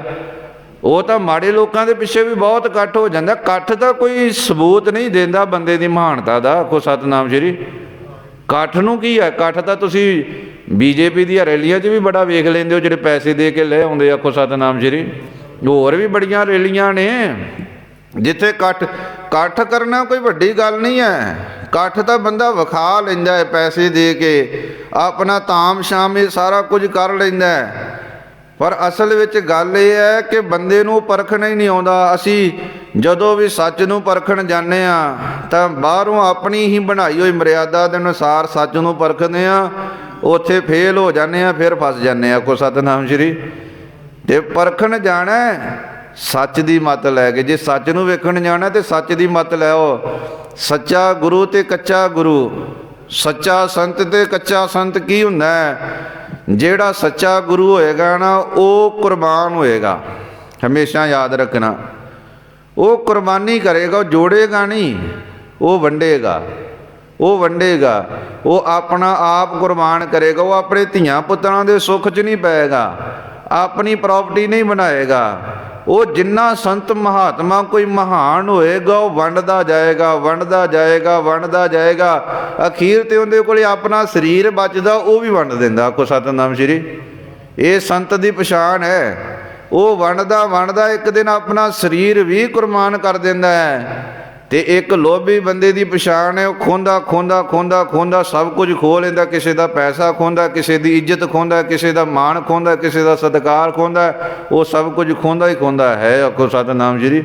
ਉਹ ਗੁਲਾਮ ਕਰਦਾ, ਉਹ ਗੁਲਾਮੀ 'ਚ ਪਾਉਂਦਾ ਤੁਹਾਨੂੰ, ਉਹ ਸ਼ੋਸ਼ਣ। ਵੇਖੋ ਅੱਜ ਪੰਜਾਬ ਦੇ ਡੇਰਿਆਂ ਦੇ ਵਿੱਚ ਦੋ ਤਰ੍ਹਾਂ ਦਾ ਸ਼ੋਸ਼ਣ ਹੋ ਰਿਹਾ ਹੈ। ਇਸਤਰੀਆਂ ਦੇ ਸਰੀਰ ਦਾ ਸ਼ੋਸ਼ਣ ਹੋ ਰਿਹਾ ਅਤੇ ਬੰਦਿਆਂ ਦਾ ਆਰਥਿਕ ਸ਼ੋਸ਼ਣ ਹੋ ਰਿਹਾ, ਲੁੱਟਿਆ ਜਾ ਰਿਹਾ। ਆਖੋ ਸਤਿਨਾਮ ਸ਼੍ਰੀ। ਲੁੱਟਿਆ ਜਾ ਰਿਹਾ, ਲੋਕਾਂ ਦੀ ਦੌਲਤ ਵੀ ਲੁੱਟੀ ਜਾ ਰਹੀ ਹੈ, ਅਜ਼ਮਤ ਇੱਜ਼ਤ ਵੀ ਲੁੱਟੀ ਜਾ ਰਹੀ ਹੈ, ਅਤੇ ਲੋਕ ਹੱਸ ਕੇ ਲੁਟਾ ਰਹੇ। ਆਖੋ ਸਤਿਨਾਮ ਸ਼੍ਰੀ। ਹੱਸ ਕੇ ਲੁਟਾ ਰਹੇ ਕਿ ਸਾਡੇ ਬਾਬੇ ਨੇ, ਸਾਡੇ ਸੰਤ ਨੇ। ਉਹ ਭਲਿਓ ਬਾਬੇ ਦਾ ਸਤਿਕਾਰ ਹੋਣਾ ਜ਼ਰੂਰੀ ਹੈ, ਸੰਤ ਦਾ ਸਤਿਕਾਰ ਹੋਣਾ ਜ਼ਰੂਰੀ ਹੈ, ਪਰ ਸੰਤ ਦੇ ਭੇਖ ਵਿੱਚ ਕੋਈ ਚੋਰ ਹੋਵੇ ਤਾਂ ਫਿਰ ਕੀ ਕਰੋਗੇ? ਆਖੋ ਸਤਿਨਾਮ ਸ਼੍ਰੀ। ਸੰਤ ਦੇ ਭੇਖ ਕੱਪੜਿਆਂ ਦਾ ਕੀ ਹੈ? ਬਾਹਰ ਦੀ ਐਕਟਿੰਗ ਦਾ ਕੀ ਹੈ? ਉਹ ਤਾਂ ਜਿਹੜਾ ਮਰਜ਼ੀ ਸਿੱਖ ਸਕਦਾ। ਐਕਟਿੰਗ ਕੋਈ ਵੱਡੀ ਗੱਲ ਨਹੀਂ ਹੈ। ਵੇਖੋ ਜ਼ੁਬਾਨ ਦੇ ਨਾਲ ਵਾਹਿਗੁਰੂ ਵਾਹਿਗੁਰੂ ਤਾਂ ਹਰੇਕ ਕਰ ਸਕਦਾ, ਕਿਸੇ ਦੇ ਮਨ 'ਚ ਹੈ ਕਿ ਨਹੀਂ ਹੈ, ਕਿੱਥੋਂ ਪਰਖੋਗੇ? ਆਖੋ ਸਤਿਨਾਮ ਸ਼੍ਰੀ। ਬਾਣੀ ਤਾਂ ਮੈਂ ਵੀ ਤੁਹਾਨੂੰ ਸੁਣਾ ਰਿਹਾ, ਕਿੰਨਾ ਗਿਆਨ ਤੁਹਾਨੂੰ ਮੈਂ ਵੀ ਦੇ ਰਿਹਾ।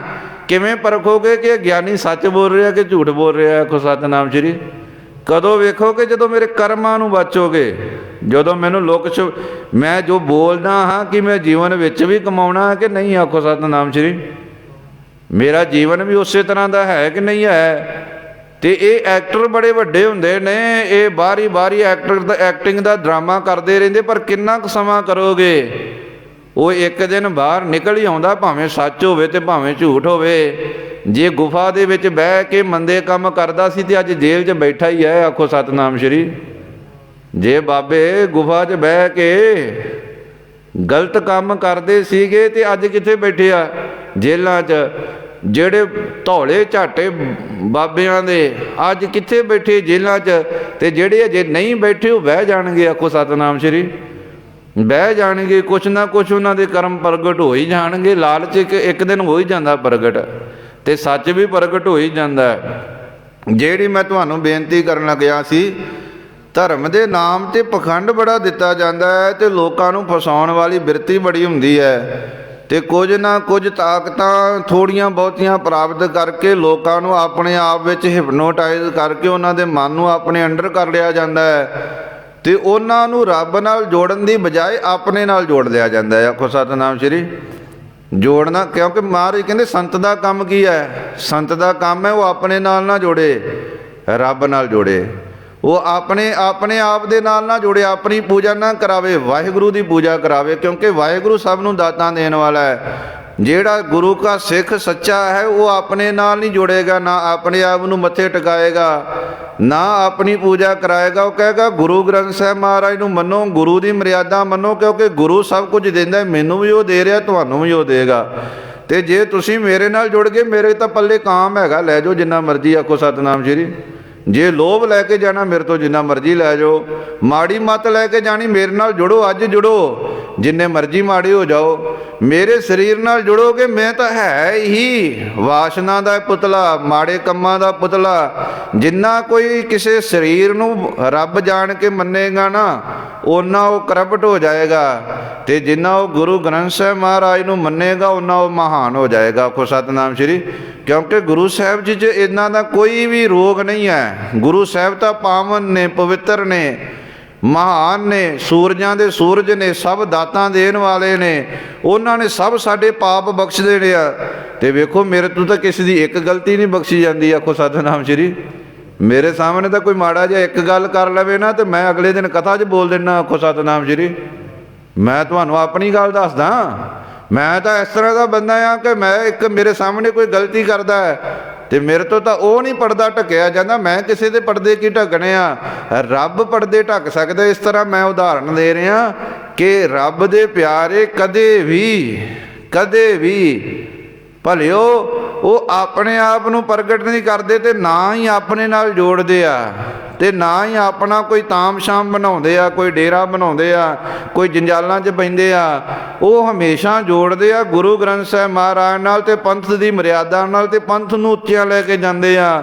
ਅਤੇ ਆ ਜਿੰਨੇ ਡੇਰੇਦਾਰ, ਜਿੰਨੇ ਪਖੰਡੀ ਬਾਬੇ, ਜਿੰਨੇ ਦੂਜੇ ਬਣੇ ਨੇ ਨਾ, ਇਹ ਸਭ ਘਾਣ ਕਰਨ ਵਾਸਤੇ ਬਣੇ ਨੇ। ਕਿਉਂ? ਇਹਨਾਂ ਨੂੰ ਸੈੱਟ ਕੀਤਾ ਗਿਆ ਸਰਕਾਰਾਂ ਵੱਲੋਂ। ਜੇ ਸਰਕਾਰਾਂ ਵੱਲੋਂ ਸੈੱਟ ਨਹੀਂ ਕੀਤਾ ਗਿਆ, ਤਾਂ ਇਹਨਾਂ ਦੇ ਮਾਈਂਡ ਨੇ, ਇਹਨਾਂ ਦੀ ਵਾਸ਼ਨਾ ਨੇ ਇਹਨਾਂ ਨੂੰ ਸੈੱਟ ਕੀਤਾ ਹੋਇਆ। ਆਖੋ ਸਤਿਨਾਮ ਸ਼੍ਰੀ। ਇਹਨਾਂ ਦੇ ਅੰਦਰ ਨੇ, ਲਾਲਚ ਨੇ ਇਹਨਾਂ ਨੂੰ ਗੁੰਮਰਾਹ ਕਰਕੇ ਲੋਕਾਂ ਨੂੰ ਗੁੰਮਰਾਹ ਕੀਤਾ ਹੈ। ਤਾਂ ਜਿਹੜੀ ਮੈਂ ਬੇਨਤੀ ਕਰਨ ਲੱਗਿਆ ਸੀ, ਇਹ ਇੱਕ ਜਾਦੂਗਰਨੀ ਤੋਂ ਭਾਵ ਇੱਕ ਇਹਨੇ ਬੜਾ ਧਰਮ ਦੇ ਨਾਮ 'ਤੇ ਅਡੰਬਰ ਰਚਿਆ ਹੋਇਆ ਸੀ। ਆਪਣੇ ਆਪ ਨੂੰ ਨੂਰ ਸ਼ਾਹ ਤੋਂ ਭਾਵ ਕੋਈ ਉੱਚੀ ਗੱਦੀ ਦੀ ਪੀਰ ਮੰਨਦੀ ਸੀ ਕਿ ਮੈਂ ਬਹੁਤ ਪਹੁੰਚੀ ਹੋਈ ਕਲਾ ਦੀ ਮਾਲਕ ਹਾਂ, ਪਰ ਲੋਕਾਂ ਨੂੰ ਆਪਣੇ ਜਾਲ ਵਿੱਚ ਫਸਾ ਕੇ ਗੁਲਾਮ ਕਰ ਲੈਂਦੀ ਸੀਗੀ। ਅਤੇ ਭਾਈ ਮਰਦਾਨਾ ਜੀ ਅੱਜ ਜਦੋਂ ਉੱਥੇ ਗਏ ਨਾ, ਗੁਰੂ ਸਾਹਿਬ ਜੀ ਦੇ ਨਾਲ ਸਨ, ਅਤੇ ਮਹਾਰਾਜ ਨਗਰ ਤੋਂ ਬਾਹਰ ਬੈਠੇ ਨੇ, ਅਤੇ ਮਹਾਰਾਜ ਜੀ ਨੇ ਕਿਹਾ, ਭਾਈ ਮਰਦਾਨਾ ਜੀ ਕਹਿਣ ਲੱਗੇ, ਮਹਾਰਾਜ ਭੁੱਖ ਬਹੁਤ ਸਤਾ ਰਹੀ ਹੈ, ਕਿੰਨੇ ਦਿਨ ਹੋ ਗਏ ਕੁਝ ਖਾਧਾ ਨਹੀਂ ਹੈ, ਮੈਂ ਨਗਰ ਵਿੱਚ ਜਾਵਾਂ, ਕੁਝ ਖਾਵਾਂ, ਬਹੁਤ ਸੋਹਣਾ ਇੱਥੇ ਦੇ ਸ਼ਹਿਰ ਲੱਗਦੇ ਆ, ਮੈਂ ਚਲੇ ਜਾਵਾਂ। ਅਤੇ ਮਹਾਰਾਜ ਕਹਿੰਦੇ, ਵੇ ਮਰਦਾਨਿਆ, ਤੂੰ ਭੋਲਾ ਹੈਗਾ, ਤੈਨੂੰ ਕੋਈ ਜ਼ਿਆਦਾ ਸਮਝ ਨਹੀਂ ਹੈ, ਅਤੇ ਤੂੰ ਐਂ ਕਰ, ਤੂੰ ਇੱਧਰ ਨਗਰ ਨੂੰ ਨਾ ਜਾ, ਇੱਧਰ ਨਾ ਜਾ। ਇੱਥੇ ਬਹੁਤ ਲੋਕ ਨੇ ਜਿਹੜੇ ਲੋਕਾਂ ਨੂੰ ਮਾਰਦੇ ਨੇ, ਉਹਨਾਂ ਦਾ ਗਲਤ ਇਸਤੇਮਾਲ ਕਰਦੇ ਨੇ। ਅਤੇ ਭਾਈ ਮਰਦਾਨਾ ਜੀ ਕਹਿਣ ਲੱਗੇ, ਨਹੀਂ ਮਹਾਰਾਜ, ਇਹ ਤਾਂ ਵੇਖਣ ਨੂੰ ਸੋਹਣੇ ਲੋਕ ਲੱਗਦੇ, ਚੰਗੇ ਭਲੇ ਲੋਕ ਲੱਗਦੇ, ਮੈਂ ਹੁਣੇ ਗਿਆ ਅਤੇ ਹੁਣੇ ਆਇਆ। ਮਹਾਰਾਜ ਕਹਿੰਦੇ, ਨਾ ਮਰਦਾਨਿਆ, ਨਾ ਜਾ, ਮੇਰੇ ਬਚਨ ਮੰਨ ਲਾ। ਕਹਿੰਦਾ, ਨਹੀਂ ਮਹਾਰਾਜ, ਮੈਂ ਤਾਂ ਜਾਣਾ। ਸਾਹਿਬ ਜੀ ਕਹਿੰਦੇ, ਵੇ ਗੁਰੂ ਦੇ ਬਚਨ ਮੰਨੀ ਦੇ ਹੁੰਦੇ, ਆਪਣੀ ਮਰਜ਼ੀ ਨਹੀਂ ਕਰੀਦੀ ਹੁੰਦੀ। ਕਹਿੰਦਾ, ਮਹਾਰਾਜ ਨਹੀਂ, ਮੇਰੇ ਤੋਂ ਤਾਂ ਭੁੱਖ ਦਾ ਦੁੱਖ ਨਹੀਂ ਝੱਲਿਆ ਜਾਂਦਾ। ਅਤੇ ਸਾਹਿਬ ਜੀ ਕਹਿੰਦੇ, ਜਾ ਮਰਦਾਨਿਆ, ਜੇ ਆਪਣੀ ਮਰਜ਼ੀ ਕਰਨੀ ਤੇ ਚਲੇ ਜਾ, ਪਰ ਮੇਰੇ ਬਚਨ ਮੰਨੀ, ਜਲਾਲ 'ਚ ਰਹੀ, ਚੜ੍ਹਦੀ ਕਲਾ 'ਚ ਰਹੀ, ਕਿਸੇ ਦੇ ਪ੍ਰਭਾਵ ਹੇਠ ਨਾ ਆਈ। ਕਹਿੰਦਾ ਜੀ, 7 ਬਚਨ। ਚੱਲ ਗਏ ਭਾਈ ਮਰਦਾਨਾ ਜੀ, ਅਤੇ ਉੱਥੇ ਸੀਗੇ ਨੂਰ ਸ਼ਾਹ ਦਾ ਘਰ, ਉੱਥੇ ਉਹਨਾਂ ਨੇ ਬੜੀ ਉਹਦੀ ਆਓ ਭਗਤੀ ਕੀਤੀ ਭਾਈ ਮਰਦਾਨਾ ਜੀ ਦੀ। ਕਿਸੇ ਨੇ ਲੱਤਾਂ ਘੁੱਟੀਆਂ, ਕਿਸੇ ਨੇ ਕਿਹਾ ਤੁਸੀਂ ਸੰਤੋ ਮਹਾਤਮਾ ਹੋ, ਖਾਣ ਨੂੰ ਬਹੁਤ ਵਧੀਆ ਦਿੱਤਾ, 4 ਵਡਿਆਈ ਦੇ ਸ਼ਬਦ ਬੋਲੇ। ਉਹ ਉਹਨਾਂ ਦੇ ਰਸ ਵਿੱਚ ਇੰਨੇ ਕੁ ਮਦਹੋਸ਼ ਹੋਏ, ਆਪਣਾ ਆਪਾ ਭੁੱਲ ਬੈਠੇ। ਤੇ ਜਦੋਂ ਆਪਣਾ ਆਪਾ ਭੁੱਲ ਬੈਠੇ ਤੇ ਉਸ ਜਾਦੂਗਰਨੀ ਨੇ ਕੀ ਕੀਤਾ, ਮੰਤਰ ਪੜ੍ਹ ਕੇ ਤੇ ਭਾਈ ਮਰਦਾਨਾ ਜੀ ਨੂੰ ਆਪਣੇ ਕਬਜ਼ੇ 'ਚ ਵੀ ਲੈ ਲਿਆ। ਤੇ ਇਤਿਹਾਸ ਕਹਿੰਦਾ ਉਹਨਾਂ ਨੂੰ ਭੇਡੂ ਬਣਾ ਲਿਆ। ਆਖੋ ਸਤਿਨਾਮ ਸ਼੍ਰੀ। ਭੇਡੂ ਦਾ ਭਾਵ ਉਹਨਾਂ ਦੀ ਸੋਚ ਆਪਣੀ ਗੁਲਾਮ ਕਰ ਲਈ। ਉਹਨੂੰ ਚੇਤਾ ਹੀ ਭੁੱਲ ਗਿਆ ਮੈਂ ਕੌਣ ਆ, ਕਿੱਥੋਂ ਆਇਆ, ਕੀ ਕਰਨਾ ਹੈ, ਕਿੱਧਰ ਜਾਣਾ ਸੀ, ਮੇਰਾ ਪਰਿਵਾਰ ਕੀ ਹੈ, ਮੇਰਾ ਗੁਰੂ ਕੌਣ ਹੈ, ਮੇਰੇ ਕੰਮ ਕੀ ਨੇ। ਉਹਨੇ ਸਾਰੀ ਸੋਚ ਹੀ ਉਹਦਾ ਮਾਈਂਡ ਹੀ ਵਾਸ਼ ਕਰ ਦਿੱਤਾ। ਭਾਈ ਮਰਦਾਨਾ ਜੀ ਨੂੰ ਕਹਿੰਦੇ ਭੇਡੂ ਬਣਾ ਲਿਆ। ਤੇ ਭਾਈ ਮਰਦਾਨਾ ਜੀ ਹੁਣ ਬਹੁਤ ਦੁਖੀ ਨੇ। ਤੇ ਸਾਹਿਬ ਸੱਚੇ ਪਾਤਸ਼ਾਹ ਜੀ ਨੇ ਵੇਖਿਆ ਕਿ ਭਾਈ ਮਰਦਾਨਾ ਜੀ ਦੁਖੀ ਨੇ, ਤੇ ਫਿਰ ਸਤਿਗੁਰੂ ਜੀ ਉਹਨੂੰ ਤਾਰਨ ਵਾਸਤੇ ਆਪ ਗਏ। ਆਖੋ ਸਤਿਨਾਮ ਸ਼੍ਰੀ। ਕਿਉਂਕਿ ਗੁਰੂ ਕਾ ਸਿੱਖ ਹੈ। ਜੇਕਰ ਅਸੀਂ ਗੁਰੂ ਦੇ ਸਿੱਖ ਬਣ ਜਾਂਦੇ ਹਨ ਤੇ ਗੁਰੂ ਨੂੰ ਲਾਜ ਹੁੰਦੀ ਆ ਆਪਣੇ ਸਿੱਖਾਂ ਦੀ। ਉਹ ਬਚਾਉਂਦਾ, ਭਾਵੇਂ ਕਿੱਥੇ ਵੀ ਅਸੀਂ ਜਾਈਏ ਬਾਂਹ ਫੜ ਕੇ ਲੈ ਹੀ ਆਉਂਦਾ ਮੋੜ ਕੇ। ਆਖੋ ਸਤਿਨਾਮ ਸ਼੍ਰੀ। ਲੈ ਹੀ ਆਉਂਦਾ। ਤੇ ਸਤਿਗੁਰ ਸੱਚੇ ਪਾਤਸ਼ਾਹ ਜੀ ਅੱਜ ਭਾਈ ਮਰਦਾਨਾ ਜੀ ਨੂੰ ਬਚਾਉਣ ਵਾਸਤੇ ਗਏ। ਤੇ ਇਹ ਜਾਦੂਗਰਨੀ ਹੈ, ਫੁੰਕਾਰੇ ਮਾਰਦਿਆਂ, ਆਪਣੇ ਮੰਤਰ ਜੰਤਰ ਪੜ੍ਹਦਿਆਂ ਇੱਕ ਧਾਗਾ ਜਿਹਾ ਲੈ ਕੇ ਗੁਰੂ ਸਾਹਿਬ ਜੀ ਦੇ ਕੋਲ ਆਉਣ ਲੱਗੀ ਕਿ ਆਪਣੇ ਮੰਤਰ ਸਤਿਗੁਰੂ ਜੀ ਦੇ ਕੋਲ ਚਲਾਉਣ ਲੱਗੀ। ਤੇ ਮਹਾਰਾਜ ਜੀ ਨੇ ਇੱਕ ਹੀ ਸ਼ਬਦ ਆਖਿਆ, ਵਾਹਿਗੁਰੂ। ਉਹ ਮੂਧੜੇ ਮੂੰਹ ਥੱਲੇ ਡਿੱਗ ਪਈ, ਮੂਧੜੇ ਮੂੰਹ ਥੱਲੇ ਡਿੱਗੀ ਹੈ। ਉਹਨੂੰ ਕੋਈ ਆਪਣੀ ਹੋਸ਼ ਨਹੀਂ ਰਹੀ। ਭਾਈ ਮਰਦਾਨਾ ਜੀ ਸਹੀ ਹੋਏ ਤੇ ਸਤਿਗੁਰੂ ਜੀ ਦੇ ਪਿੱਛੇ ਪਿੱਛੇ ਚੱਲ ਪਏ। ਆਖੋ ਸਤਿਨਾਮ ਸ਼੍ਰੀ। ਮਹਾਰਾਜ ਜੀ ਨੇ ਕਿਹਾ ਫਕੀਰਾਂ ਨਾਲ ਮਜ਼ਾਕ ਕਰਨਾ ਚੰਗੀ ਗੱਲ ਨਹੀਂ, ਸੰਤਾਂ ਰੱਬ ਦੇ ਪਿਆਰਿਆਂ ਨਾਲ ਮਜ਼ਾਕ ਨਹੀਂ ਕਰੀਦਾ ਹੁੰਦਾ। ਤੇ ਉਹ ਭਾਈ ਮਰਦਾਨਾ ਜੀ ਨੂੰ ਲੈ ਆਏ ਮਹਾਰਾਜ। ਤੇ ਮਹਾਰਾਜ ਸੱਚੇ ਪਾਤਸ਼ਾਹ ਭਾਈ ਮਰਦਾਨਾ ਜੀ ਨੂੰ ਜਦੋਂ ਲੈ ਕੇ ਆਏ ਤੇ ਭਾਈ ਮਰਦਾਨਾ ਜੀ ਕੁਝ ਕੁ ਸਮਾਂ ਉੱਥੇ ਰਹਿ ਕੇ ਆਏ ਸਨ। ਉਹਨੇ ਗੁਲਾਮ ਰੱਖਿਆ ਸੀ ਕੁਝ ਘੜੀਆਂ। ਤੇ ਭਾਈ ਮਰਦਾਨਾ ਜੀ ਕਹਿਣ ਲੱਗੇ, ਮਹਾਰਾਜ ਮੇਰੇ ਨਾਲ ਕੀ ਬਣਿਆ, ਮੈਂ ਕਿਉਂ ਇਹਦਾ ਗੁਲਾਮ ਬਣ ਗਿਆ, ਕਿਉਂ ਮੈਨੂੰ ਸੋਝੀ ਨਹੀਂ ਰਹੀ, ਕਿਉਂ ਮੈਂ ਉਹੋ ਜਿਹੇ ਮੰਦੇ ਕੰਮ ਕਰਦਾ ਰਿਹਾ। ਉਹ ਮੈਨੂੰ ਕਹਿੰਦੀ ਸੀ, ਮਿਰਚਾਂ ਦੇ ਕੇ ਕਹਿੰਦੀ ਸੀ ਖਾ ਛੁਹਾਰੇ ਆ, ਤੇ ਮੈਂ ਖਾ ਕੇ ਕਹਿੰਦਾ ਸੀ ਵਾਕਈ ਛੁਹਾਰੇ ਆ। ਆਖੋ ਸਤਿਨਾਮ ਸ਼੍ਰੀ। ਉਹ ਮੈਨੂੰ ਮਿਰਚਾਂ ਖਵਾਉਂਦੀ ਸੀ ਤੇ ਮੈਂ ਕਹਿੰਦਾ ਸੀ ਬਹੁਤ ਮਿੱਠੀਆਂ ਹੈ। ਉਹ ਮੈਨੂੰ ਛੁਹਾਰੇ ਖਵਾਉਂਦੀ ਸੀ ਤੇ ਕਹਿੰਦੀ ਸੀ ਮਿਰਚਾਂ ਆ, ਤੇ ਮੈਂ ਥੂ ਥੂ ਕਰਕੇ ਸੱਟ ਦਿੰਦਾ ਸੀ। ਮਹਾਰਾਜ ਮੈਨੂੰ ਸੱਚ ਤੇ ਝੂਠ ਦੀ ਸੋਝੀ ਕਿਉਂ ਭੁੱਲ ਗਈ ਸੀ, ਮੈਨੂੰ ਇਹ ਕਿਉਂ ਨਹੀਂ ਸੀ ਪਤਾ ਲੱਗ ਰਿਹਾ ਕਿ ਮਿਰਚਾਂ ਨੇ, ਪਰ ਮੈਂ ਫਿਰ ਵੀ ਕਹਿ ਰਿਹਾ ਸੀਗਾ ਇਹ ਛੁਹਾਰੇ ਨੇ, ਫਿਰ ਵੀ ਉਹਨਾਂ ਨੂੰ ਮਿੱਠਾ ਜਾਣ ਰਿਹਾ ਸੀਗਾ। ਮਹਾਰਾਜ ਕਹਿੰਦੇ ਭਲਿਆ ਇਹੀ ਤਾਂ ਗੁਲਾਮੀ ਹੈ ਮਾਇਆ ਦੀ। ਆਖੋ ਸਤਿਨਾਮ ਸ਼੍ਰੀ। ਮਾਇਆ ਕੀ ਕਰਦੀ ਹੈ, ਸੱਚ ਨਹੀਂ ਪ੍ਰਗਟ ਹੋਣ ਦਿੰਦੀ।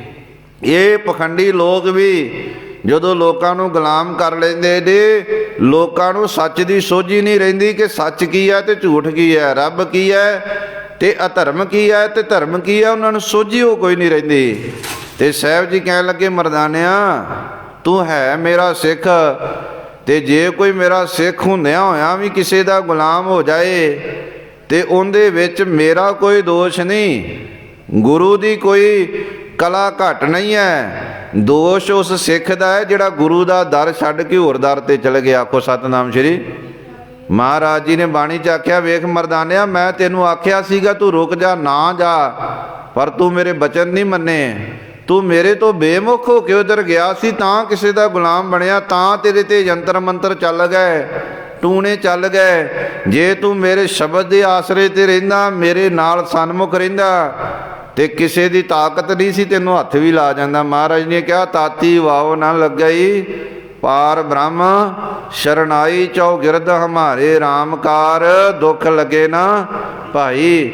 ਇਹ ਜਿੰਨੀ ਦੇਰ ਤੱਕ ਅਸੀਂ ਗੁਰੂ ਵਾਲੇ ਰਹਿੰਦੇ ਆ ਨਾ, ਤੇ ਕਿਸੇ ਦੀ ਕੋਈ ਤਾਕਤ ਨਹੀਂ, ਕੋਈ ਜ਼ਰੂਰਤ ਨਹੀਂ ਸਾਡੇ ਤੇ ਕੋਈ ਚੀਜ਼ ਹਾਵੀ ਹੋ ਜਾਏ, ਦੁੱਖ ਹਾਵੀ ਹੋ ਜਾਣ, ਕੋਈ ਚੀਜ਼ ਹਾਵੀ ਹੋ ਜਾਏ, ਕਿਉਂਕਿ ਚੌਗਿਰਦ ਹਮਾਰੇ ਰਾਮਕਾਰ, ਉਹ ਗੁਰੂ ਦੀ ਕਲਾ ਵਰਤਦੀ ਹੁੰਦੀ ਹੈ। ਪਰ ਜਦੋਂ ਅਸੀਂ ਗੁਰੂ ਨੂੰ ਬੇਮੁਖ ਹੋ ਕੇ ਆਪ ਹੀ ਕਿਸੇ ਦੀ ਸ਼ਰਨ 'ਚ ਚਲੇ ਗਏ, ਆਪਣੀ ਮਰਜ਼ੀ ਨਾਲ ਗਏ ਆ, ਤੇ ਮਰਜ਼ੀ ਨਾਲ ਆ ਕੇ ਕਿਸੇ ਦੀ ਸਰਕਾਰ ਤੋਂ ਆਪਾਂ ਉਹਦੀ ਸ਼ਰਨ ਪ੍ਰਾਪਤ ਕਰਾਂਗੇ, ਫਿਰ ਉਹਨਾਂ ਦਾ ਕਾਨੂੰਨ ਤਾਂ ਸਾਡੇ ਤੇ ਵਰਤੇਗਾ ਹੀ ਨਾ। ਆਖੋ ਸਤਿਨਾਮ ਸ਼੍ਰੀ। ਜਦੋਂ ਅਸੀਂ ਜਿਹੜੀ ਥਾਂ 'ਤੇ ਰਹਿੰਦੇ ਹਾਂ ਤੇ ਜਿਸ ਦੀ ਸ਼ਰਨ ਵਿੱਚ ਜਾਂਦੇ ਹਾਂ, ਆਪਾਂ ਕਹਿੰਦੇ ਨਹੀਂ ਪੋਲੀਟੀਕਲ ਸਟੇ ਲੈਣੀ, ਪੋਲੀਟੀਕਲ ਸਟੇ ਦਾ ਮਤਲਬ ਕੀ ਹੁੰਦਾ? ਕਿਸੇ ਦੇ ਅਧੀਨ ਹੋਣਾ। ਆਖੋ ਸਤਿਨਾਮ ਸ਼੍ਰੀ। ਕਿਸੇ ਸਰਕਾਰ ਦੇ ਅਧੀਨ ਹੋਣਾ, ਤੇ ਉਹਨਾਂ ਦੇ ਅਧੀਨ ਹੋ ਕੇ ਉਹਨਾਂ ਦੇ ਕਾਨੂੰਨ ਨੂੰ ਤਾਂ ਮੰਨਣਾ ਹੀ ਪਏਗਾ ਨਾ। ਜੇ ਅਰਬ ਕੰਟਰੀ 'ਚ ਜਾਓਗੇ ਉੱਥੇ ਸਟੇ ਲਾਓਗੇ ਤੇ ਉਹਨਾਂ ਦੇ ਕਾਨੂੰਨ ਨੂੰ ਮੰਨਣਾ ਪਏਗਾ। ਜੇ ਅਮਰੀਕਾ ਜਾਓਗੇ ਉਹਨਾਂ ਦੇ ਕਾਨੂੰਨ ਨੂੰ ਫੋਲੋ ਕਰਨਾ ਪਏਗਾ। ਜੇ ਇੰਡੀਆ ਜਾਓਗੇ ਉਹਨਾਂ ਦੇ ਕਾਨੂੰਨ ਨੂੰ ਮੰਨਣਾ ਪਏਗਾ। ਹਰੇਕ ਦੇਸ਼ ਦੀ ਆਪਣੀ ਮਰਿਆਦਾ, ਆਪਣੀ ਤਾਕਤ ਹੈ। ਇਸੇ ਤਰ੍ਹਾਂ ਜੇ ਗੁਰੂ ਕੋਲ ਆਓਗੇ, ਗੁਰੂ ਦੀ ਸ਼ਰਨ ਲਾਓਗੇ ਤੇ ਗੁਰੂ ਦੀ ਮਰਿਆਦਾ ਮੰਨਣੀ ਪਏਗੀ। ਤੇ ਜੇ ਗੁਰੂ ਤੋਂ ਬੇਮੁਖ ਹੋ ਕੇ ਕਹੋਗੇ ਕਿ ਮੈਂ ਚੱਲਿਆ ਇੱਧਰ, ਫਿਰ ਗੁਰੂ ਕਹੇਗਾ ਭਾਈ ਤੇਰੀ ਮਰਜ਼ੀ ਹੈ, ਤੂੰ ਮੇਰੀ ਸ਼ਰਨ ਤੋਂ ਬਾਹਰ ਜਾ ਰਿਹਾ, ਮੇਰੀ ਕੋਈ ਗਰੰਟੀ ਨਹੀਂ। ਆਖੋ ਸਤਿਨਾਮ ਸ਼੍ਰੀ। ਪਰ ਫਿਰ ਵੀ ਭਾਈ ਮਰਦਾਨਾ ਜੀ ਨੂੰ ਮਹਾਰਾਜ ਛਡਾ ਕੇ ਲਿਆਏ ਸਨ, ਕਿਉਂਕਿ ਉਹਨੇ ਫਿਰ ਦੁਬਾਰਾ ਤਰਸ ਵਿੱਚ ਆ ਕੇ ਯਾਦ ਕੀਤਾ ਸੀ, ਮਹਾਰਾਜ ਮੈਨੂੰ ਬਚਾਓ, ਮੈਂ ਤੁਹਾਡਾ ਸੇਵਕ ਹਾਂ। ਤੇ ਨਾਲ ਰੱਖੇ ਹੋਏ ਦੀ ਲਾਜ ਰੱਖਦਾ ਹੈ ਗੁਰੂ, ਰੱਖ ਲੈਂਦਾ ਹੈ ਗੁਰੂ। ਤੇ ਭਾਈ ਮਰਦਾਨਾ ਜੀ ਨੂੰ ਜਦੋਂ ਸਾਹਿਬ ਜੀ ਛਡਾ ਕੇ ਲੈ ਕੇ ਆਏ ਤੇ ਇਸ ਨੂਰ ਸ਼ਾਹ ਜਾਦੂਗਰਨੀ ਦਾ ਕੁਫਰਗੜ੍ਹ ਤੋੜ ਦਿੱਤਾ। ਜਦੋਂ ਕੁਫਰਗੜ੍ਹ ਤੋੜਿਆ ਤੇ ਇਹਦੇ ਸਾਰੇ ਚੇਲੇ ਚਪਟੇ ਇਹਦੇ ਵਿਰੋਧ ਵਿੱਚ ਹੋ ਗਏ, ਕਿਉਂਕਿ ਉਹਨਾਂ ਨੂੰ ਵੀ ਸੋਝੀ ਆ ਗਈ ਕਿ ਅਸੀਂ ਕਿੱਥੇ ਫਸੇ ਰਹੇ। ਆਖੋ ਸਤਿਨਾਮ ਜੀ। ਇਹ ਨੂਰ ਸ਼ਾਹ ਜਾਦੂਗਰਨੀ ਬੜੀ ਦੁਖੀ ਹੋਈ ਤੇ ਇਹਨੂੰ ਇਹ ਪਤਾ ਲੱਗਿਆ ਕਿ ਮੇਰੇ ਤੋਂ ਵੀ ਕੋਈ ਵੱਡਾ ਆਇਆ ਜਿਹੜਾ ਮੇਰੇ ਤੇ ਵੀ ਸ਼ਕਤੀ ਚਲਾ ਗਿਆ, ਜਿੰਦੇ ਤੇ ਮੇਰੀ ਵੀ ਤਾਕਤ ਨਹੀਂ ਚੱਲੀ, ਜਿੰਦੇ ਤੇ ਮੇਰਾ ਵੀ ਕੋਈ ਜਾਦੂ ਮੰਤਰ ਟੂਣਾ ਤਵੀਦ ਕੁਝ ਨਹੀਂ ਚੱਲਿਆ। ਤੇ ਜਦੋਂ ਉਹ ਆਈ ਨਾ ਤੇ ਗੁਰੂ ਸਾਹਿਬ ਜੀ ਦੀ ਤਾਕਤ ਦਾ ਪਤਾ ਲੱਗਿਆ ਤੇ ਇਹ ਸਭ ਕੁਝ ਛੱਡ ਕੇ ਤੇ ਗੁਰੂ ਸਾਹਿਬ ਜੀ ਦੇ ਕੋਲ ਆ ਗਈ।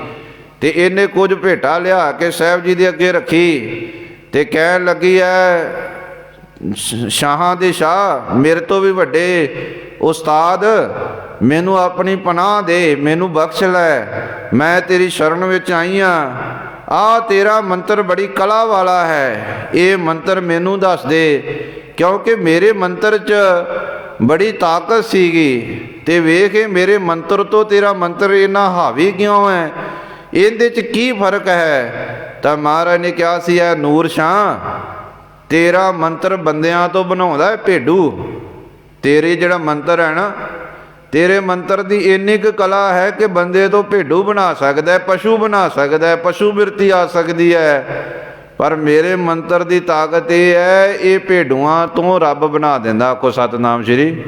ਇਹ ਪਸ਼ੂਆਂ ਤੋਂ, ਇਨਸਾਨਾਂ ਤੋਂ ਵਾਹਿਗੁਰੂ ਪਰਮੇਸ਼ਵਰ ਤੱਕ ਲੈ ਜਾਂਦਾ। ਮੇਰੇ ਮੰਤਰ ਦੀ ਇਹ ਤਾਕਤ ਹੈ। ਤੂੰ ਬੰਦੇ ਨੂੰ ਵੀ ਬੰਦਾ ਨਹੀਂ ਰਹਿਣ ਦਿੰਦੀ, ਮੈਂ ਬੰਦੇ ਨੂੰ ਦੇਵਤਾ ਬਣਾ ਦੇਣਾ, ਰੱਬ ਬਣਾ ਦੇਣਾ। ਮਹਾਰਾਜ ਨੇ ਕਿਹਾ ਨਾ ਕਿ ਬਲਿਹਾਰੀ ਗੁਰ ਆਪਣੇ ਦਿਹਾੜੀ ਸਦਵਾਰ, ਜਿਨ ਮਾਨਸ ਤੇ ਦੇਵਤੇ ਕੀਏ ਕਰਤ ਨਾ ਲਾਗੀ ਵਾਰ।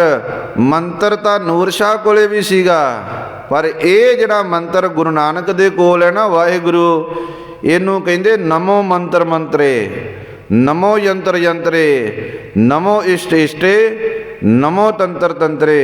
ਇਹ ਮੰਤਰ ਨਹੀਂ, ਇਹ ਮੰਤਰਾਂ ਦਾ ਵੀ ਮੰਤਰ ਹੈ। ਇਹ ਯੰਤਰ ਨਹੀਂ, ਇਹ ਯੰਤਰਾਂ ਦਾ ਵੀ ਯੰਤਰ ਹੈ। ਇਹ ਤੰਤਰ ਨਹੀਂ, ਇਹ ਤੰਤਰਾਂ ਦਾ ਵੀ ਤੰਤਰ ਹੈ। ਆਖੋ ਸਤਿਨਾਮ ਸ਼੍ਰੀ।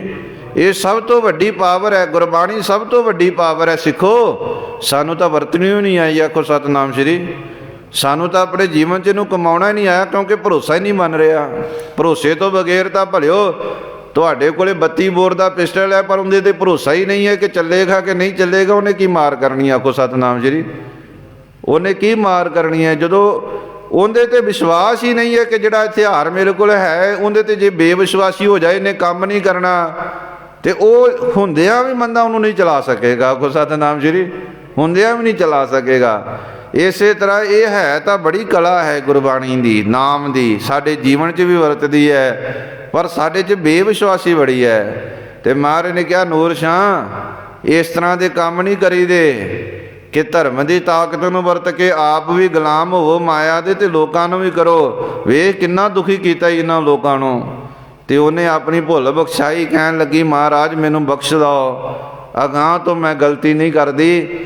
ਅੱਜ ਤੋਂ ਬਾਅਦ ਮੈਂ ਉਹ ਕੰਮ ਨਹੀਂ ਕਰਾਂਗੀ ਜਿਹੜੇ ਕੰਮਾਂ ਨੇ ਮੈਨੂੰ ਦੁਖੀ ਕੀਤਾ ਹੋਇਆ ਹੈ ਤੇ ਲੋਕਾਂ ਨੂੰ, ਸਮਾਜ ਨੂੰ ਦੁਖੀ ਕਰਦੀ ਹੈ। ਫਿਰ ਮਹਾਰਾਜ ਨੇ ਕਿਹਾ, ਜਾ ਬੇਈਮਾਨੀ ਦੀ ਸਾਰੀ ਕਮਾਈ ਰੋੜ ਦੇ, ਲੋਕਾਂ 'ਚ ਵੰਡ ਦੇ, ਜਿੰਨਿਆਂ ਨੂੰ ਗੁਲਾਮ ਕੀਤਾ ਹੀ ਉਹਨਾਂ ਨੂੰ ਛੱਡ ਦੇ। ਜਿਹੜਾ ਆਪਣਾ ਕੁਫਰਗੜ੍ਹ ਡੇਰਾ ਬਣਾ ਕੇ ਬੈਠੀ ਨਾ, ਇਹਨੂੰ ਢਾਹ ਦੇ, ਇਹਨੂੰ ਲੋਕਾਂ ਦੀ ਸੇਵਾ ਵਾਸਤੇ ਵਰਤ। ਆਖੋ ਸਤਿਨਾਮ ਸ਼੍ਰੀ। ਲੋਕਾਂ ਦੀ ਸੇਵਾ ਵਾਸਤੇ ਵਰਤ। ਫਿਰ ਸਾਹਿਬ ਜੀ ਦੀ ਉਹ ਸਿੱਖ ਬਣੀ, ਉਹ ਜਿਹੜੀ ਜਾਦੂ ਕਰਨੀ ਸੀ ਉਹਨੇ ਸਭ ਕੁਝ ਛੱਡ ਦਿੱਤਾ। ਜਿਹੜੇ ਵੀ ਉੱਥੇ ਉਹਦੇ ਚੇਲੇ ਚੱਪਟੇ ਸੀ ਉਹਨਾਂ ਨੇ ਸਿੱਖੀ ਧਾਰਨ ਕੀਤੀ ਤੇ ਅਗਾਂਹ ਤੋਂ ਸੱਚੇ ਰਸਤੇ ਤੇ ਤੁਲ ਚੱਲਣ ਦਾ ਉਹਨਾਂ ਨੇ ਹੀਆ ਕੀਤਾ। ਤੇ ਸਤਿਗੁਰੂ ਜੀ ਨੇ ਇਸ ਤਰ੍ਹਾਂ ਇੱਕ ਵੱਡੇ ਕੁਫਰਗੜ੍ਹ ਨੂੰ ਤੋੜਿਆ, ਜਿਹੜਾ ਕੁਫਰਗੜ੍ਹ ਲੋਕਾਂ ਨੂੰ ਦੁੱਖ ਦਾ ਕਾਰਨ ਬਣਿਆ ਸੀ, ਅੱਜ ਉਹ ਸੁੱਖ ਦਾ ਇੱਕ ਸਥਾਨ ਬਣ ਗਿਆ। ਆਖੋ ਸਤਿਨਾਮ ਸ਼੍ਰੀ। ਤੇ ਕੀਤਾ ਕਿਹਨੇ? ਧੰਨ ਗੁਰੂ ਨਾਨਕ ਦੇਵ ਮਹਾਰਾਜ ਨੇ। ਇਸ ਕਰਕੇ ਭਲਿਓ ਅਸੀਂ ਜੁੜਨਾ ਹੈ ਰੱਬ ਨਾਲ। ਬੜੀ ਤਾਕਤ ਹੈ ਗੁਰਬਾਣੀ ਵਿੱਚ, ਨਾਮ ਵਿੱਚ, ਬਹੁਤ ਕੁਝ ਹੈ ਇਹਦੇ ਵਿੱਚ, ਪਰ ਅਸੀਂ ਗੁਰਬਾਣੀ ਨੂੰ ਮੰਨੀਏ, ਗੁਰਬਾਣੀ ਦੇ ਆਸਰੇ ਤੇ ਰਹੀਏ, ਗੁਰੂ ਦੇ ਆਸਰੇ ਤੇ ਰਹੀਏ, ਭਰੋਸਾ ਗੁਰੂ ਤੇ ਕਰੀਏ। ਗੁਰੂ ਸਭ ਕੁਝ ਦੇ ਦਿੰਦਾ ਹੈ। ਆਖੋ ਸਤਿਨਾਮ ਸ਼੍ਰੀ। ਗੁਰੂ ਕੋਲੇ ਸਭ ਕੁਝ ਹੈ, ਪਰ ਗੁਰੂ ਕੋਲੇ ਆ ਕੇ ਨੀਤ ਚੰਗੀ ਕਰੋ। ਪਰ ਇਹ ਵੀ ਯਾਦ ਰੱਖਣਾ, ਗੁਰੂ ਕਿਸੇ ਦਾ ਮਾੜਾ ਨਹੀਂ ਕਰਦਾ। ਆਖੋ ਸਤਿਨਾਮ ਸ਼੍ਰੀ। ਗੁਰੂ ਕਿਸੇ ਦਾ ਕਦੇ ਕੋਈ ਮਾੜਾ ਨਹੀਂ ਕਰਦਾ। ਜੇ ਆਪਾਂ ਕਹੋ ਨਾ ਕਿ ਮੈਂ ਬਾਣੀ ਪੜ੍ਹ ਕੇ ਕਿਸੇ ਦਾ ਮਾੜਾ ਕਰਨ ਦਾਂਗਾ, ਬਾਣੀ ਪੁੱਠਾ ਨਹੀਂ ਚੱਲਦੀ। ਬਾਣੀ ਨੇ ਭਲਾ ਹੀ ਕਰਨਾ, ਤੁਹਾਡਾ ਵੀ ਤੇ ਅਗਲੇ ਦਾ ਵੀ। ਕਿਉਂਕਿ ਸਤਿਗੁਰ ਸਭਨਾਂ ਦਾ ਭਲਾ ਮਨਾਏਂਦਾ, ਤਿਸ ਦਾ ਬੁਰਾ ਕਿਉਂ ਹੋਏ। ਬਾਣੀ ਤਾਂ ਭਲਾ ਲੋਚਦੀ ਹੈ ਭਰਿਓ, ਤੇ ਭਲੇ ਵਿੱਚ ਹੀ ਭਲਾ ਹੈ। ਆਖੋ ਸਤਿਨਾਮ ਸ਼੍ਰੀ। ਭਲੇ ਵਿੱਚ ਹੀ ਭਲਾ ਹੈ। ਇਹ ਨਫ਼ਰਤ ਦੀ ਬਿਰਤੀ ਕਦੇ ਕਿਸੇ ਨੂੰ ਚੰਗੇ ਥਾਂ ਤੇ ਨਹੀਂ ਰਹਿਣ ਦਿੰਦੀ। ਤਾਂ ਕਰਕੇ ਗੁਰਬਾਣੀ ਦਾ ਸਿਧਾਂਤ ਹੈ, ਫਰੀਦਾ ਬੁਰੇ ਦਾ ਭਲਾ ਕਰ, ਗੁੱਸਾ ਮਨ ਨਾ ਹੰਢਾਏ, ਦੇਹੀ ਰੋਗ ਨਾ ਲੱਗਈ, ਪੱਲੇ ਸਭ ਕੁਛ ਪਾਏ। ਇਹਨਾਂ ਜਾਦੂ ਟੂਣੇ ਤਵੀਤਾਂ ਵਾਲਿਆਂ ਦੀ ਕਰਤੂਤ ਇੰਨੀ ਕੀ ਇਹ ਲੋਕਾਂ ਦੇ ਘਰ ਉਜਾੜ ਸਕਦੇ, ਵਸਾ ਤਾਂ ਨਹੀਂ ਨਾ ਸਕਦੇ। ਆਖੋ ਸਤਿਨਾਮ ਸ਼੍ਰੀ। ਉਜਾੜ ਹੀ ਸਕਦੇ ਨਾ, ਵਸਾ ਤਾਂ ਨਹੀਂ ਨਾ ਸਕਦੇ। ਤੇ ਵਸਾਉਂਦਾ ਕੌਣ ਹੈ? ਗੁਰਬਾਣੀ ਵਸਾਉਂਦੀ ਹੈ। ਗੁਰਬਾਣੀ ਵਸਾਉਂਦੀ, ਉਜੜਿਆਂ ਨੂੰ ਵੀ ਵਸਾ ਦਿੰਦੀ ਹੈ। ਇਸ ਕਰਕੇ ਤੁਸੀਂ ਗੁਰਬਾਣੀ ਦੇ ਆਸਰੇ ਤੇ ਰਹੋ, ਤੁਹਾਨੂੰ ਕੋਈ ਟੂਣਾ ਤਵੀਤ ਜਾਦੂ ਧਾਗਾ ਕੋਈ ਕੁਝ ਨਹੀਂ ਵਿਗਾੜ ਸਕਦਾ। ਤਾਂ ਰੱਬ ਦੇ ਆਸਰੇ ਤੇ ਰਹੋ, ਸਭ ਕੁਝ ਹੀ ਮਿਲ ਜਾਂਦਾ ਹੈ, ਸਭ ਦਾਤਾਂ ਮਿਲਦੀਆਂ ਨੇ। ਬਸ ਗੁਰਬਾਣੀ ਤੇ ਭਰੋਸਾ ਕਰੋ, ਗੁਰੂ ਤੇ ਭਰੋਸਾ ਕਰੋ, ਨਾਮ ਤੇ ਭਰੋਸਾ ਕਰੋ, ਨਾਮ ਦੇ ਨਾਲ ਜੁੜ ਜਾਓ, ਫਿਰ ਬਹੁਤ ਕੁਝ ਮਿਲਦਾ ਹੈ, ਬਹੁਤ ਕੁਝ ਮਿਲਦਾ ਹੈ। ਸੋ ਇੰਨੀ ਹੀ ਸੇਵਾ ਪ੍ਰਵਾਨ ਕਰਨੀ, ਇੱਕ ਨਹੀਂ ਅਨੇਕਾਂ ਭੁੱਲਾਂ ਹੋ ਜਾਂਦੀਆਂ, ਹੋਈਆਂ ਭੁੱਲਾਂ ਦੀ ਮਾਫੀ ਬਖਸ਼ ਦੇਣੀ। ਫਿਰ ਇਸ ਤੋਂ ਅੱਗੇ ਮਹਾਰਾਜ ਜੀ ਹੋਰ ਵੀ ਕਲਾ ਵਰਤਾਉਂਦੇ ਆ। ਇੱਕ ਸ਼੍ਰੀਲੰਕਾ ਜਿਹਨੂੰ ਸੰਗਲਾਦੀਪ ਕਿਹਾ ਗਿਆ ਪੁਰਾਤਨ ਸਮੇਂ 'ਚ, ਉੱਥੇ ਵੀ ਮਹਾਰਾਜ ਜਾਂਦੇ ਆ। ਉੱਥੇ ਸ਼ਿਵ ਨਾਮ ਰਾਜੇ ਨਾਲ ਮੁਲਾਕਾਤ ਹੁੰਦੀ ਹੈ। ਇਹਦਾ ਵੀ ਆਪਾਂ ਆਉਣ ਵਾਲੇ ਸਮੇਂ 'ਚ ਇਤਿਹਾਸ ਸਰਵਣ ਕਰਾਂਗੇ। ਤਾਂ ਇਸੇ ਤਰ੍ਹਾਂ ਆਪ ਜੀ ਸਤਿਗੁਰੂ ਜੀ ਦੇ ਚਰਨਾਂ ਨਾਲ ਜੁੜਦੇ ਰਹੋ। ਬੜੀ ਰਹਿਮਤ ਹੈ ਗੁਰਬਾਣੀ ਵਿੱਚ ਭਲਿਓ। ਮੈਂ ਕਈ ਵਾਰੀ ਬੇਨਤੀ ਕਰਦਾ ਹੁੰਨਾ, ਬਹੁਤਾ ਨਹੀਂ ਤੇ ਥੋੜ੍ਹਾ ਤਾਂ ਸ਼ੁਰੂ ਕਰੋ। ਆਖੋ ਸਤਿਨਾਮ ਸ਼੍ਰੀ। ਵੇਖੋ ਬੰਦੇ ਤੋਂ ਜ਼ਿਆਦਾ ਨਹੀਂ ਹੁੰਦਾ ਤੇ ਥੋੜ੍ਹਾ ਥੋੜ੍ਹਾ ਕਰਕੇ ਹੀ ਕਰੇ। ਮੰਨ ਲਓ ਕਹਿੰਦੇ ਆ ਭੱਜਣ ਦੇ ਨਾਲ ਸਰੀਰ ਸਹੀ ਹੁੰਦਾ ਹੈ, ਤੇ ਕਈ ਲੋਕ ਨੇ ਹੁਣ ਵੇਖੋ ਇਹ ਸਾਈਕਲਿੰਗ ਕਰਦੇ ਆ, ਦੌੜ ਲਾਉਂਦੇ ਆ, ਕਿੰਨਾ ਕੁਝ ਕਰਦੇ ਆ, 10-10 ਕਿਲੋਮੀਟਰ 20-20 ਕਿਲੋਮੀਟਰ ਦੌੜਦੇ ਆ। ਚਲੋ ਸਾਡੇ ਤੋਂ ਉਹਨਾਂ ਤਾਂ ਨਹੀਂ ਦੌੜਿਆ ਜਾਂਦਾ, ਅੱਧਾ ਕਿਲੋਮੀਟਰ ਹੀ ਤਾਂ ਤੁਰ ਲਓ। ਆਖੋ ਸਤਿਨਾਮ ਸ਼੍ਰੀ। ਅੱਧਾ ਕਿਲੋਮੀਟਰ ਅੱਜ ਤੁਰੋਗੇ, ਕੱਲ੍ਹ ਨੂੰ 10 ਮਿੰਟ ਹੋਰ ਤੁਰੋਗੇ, ਕੱਲ੍ਹ ਨੂੰ 20 ਮਿੰਟ ਹੋਰ ਤੁਰੋਗੇ, ਸਰੀਰ ਉਹਦਾ ਆਦੀ ਹੋ ਜਾਏਗਾ ਤੇ ਸਰੀਰ ਦੀ ਤੁਹਾਡੀ ਹੈਲਥ ਸਹੀ ਹੋ ਜਾਏਗੀ। ਇਸੇ ਤਰ੍ਹਾਂ ਹੀ ਗੁਰੂ ਕੇ ਪਿਆਰਿਓ, ਅਸੀਂ ਇੱਕੇ ਦਿਨ ਤਾਂ ਬ੍ਰਹਮ ਗਿਆਨੀ ਨਹੀਂ ਬਣ ਸਕਦੇ ਪੂਰਨ ਤੌਰ 'ਤੇ। ਆਖੋ ਸਤਿਨਾਮ ਸ਼੍ਰੀ। ਪੂਰਨ ਤੌਰ 'ਤੇ ਤਾਂ ਸਭ ਕੁਝ ਨਹੀਂ ਛੱਡਿਆ ਜਾਂਦਾ, ਪਰ ਅੱਜ ਤੋਂ ਸ਼ੁਰੂ ਤਾਂ ਕਰੋ।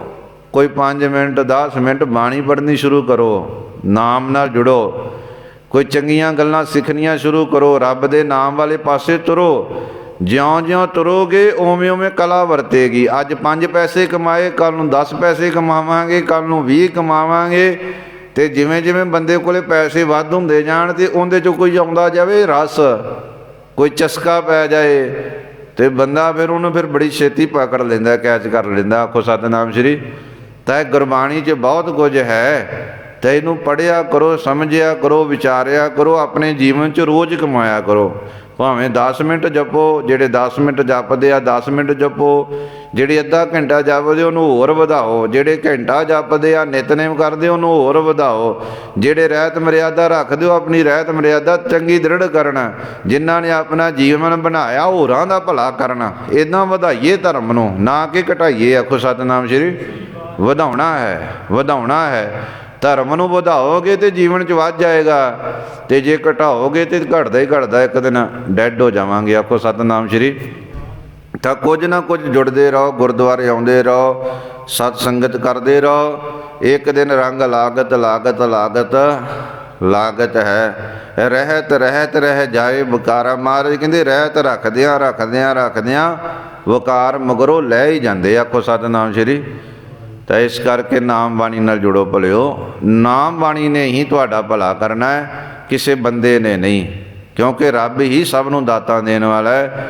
ਜੋ ਮੰਗੈ ਠਾਕੁਰ ਆਪਣੇ ਤੇ ਸੋਈ ਸੋਈ ਦੇਵੈ। ਪਰ ਬਾਣੀ ਦੇ ਆਸਰੇ 'ਤੇ ਰਹੋ, ਸੇਵਾ ਦੇ ਆਸਰੇ 'ਤੇ ਰਹੋ, ਸਭ ਕੁਝ ਮਿਲ ਜਾਂਦਾ ਹੈ। ਸੋ ਇੰਨੀ ਹੀ ਸੇਵਾ ਪ੍ਰਵਾਨ ਕਰਨੀ। ਹੋਈਆਂ ਬੇਅੰਤ ਭੁੱਲਾਂ ਦੀ ਖਿਮਾ।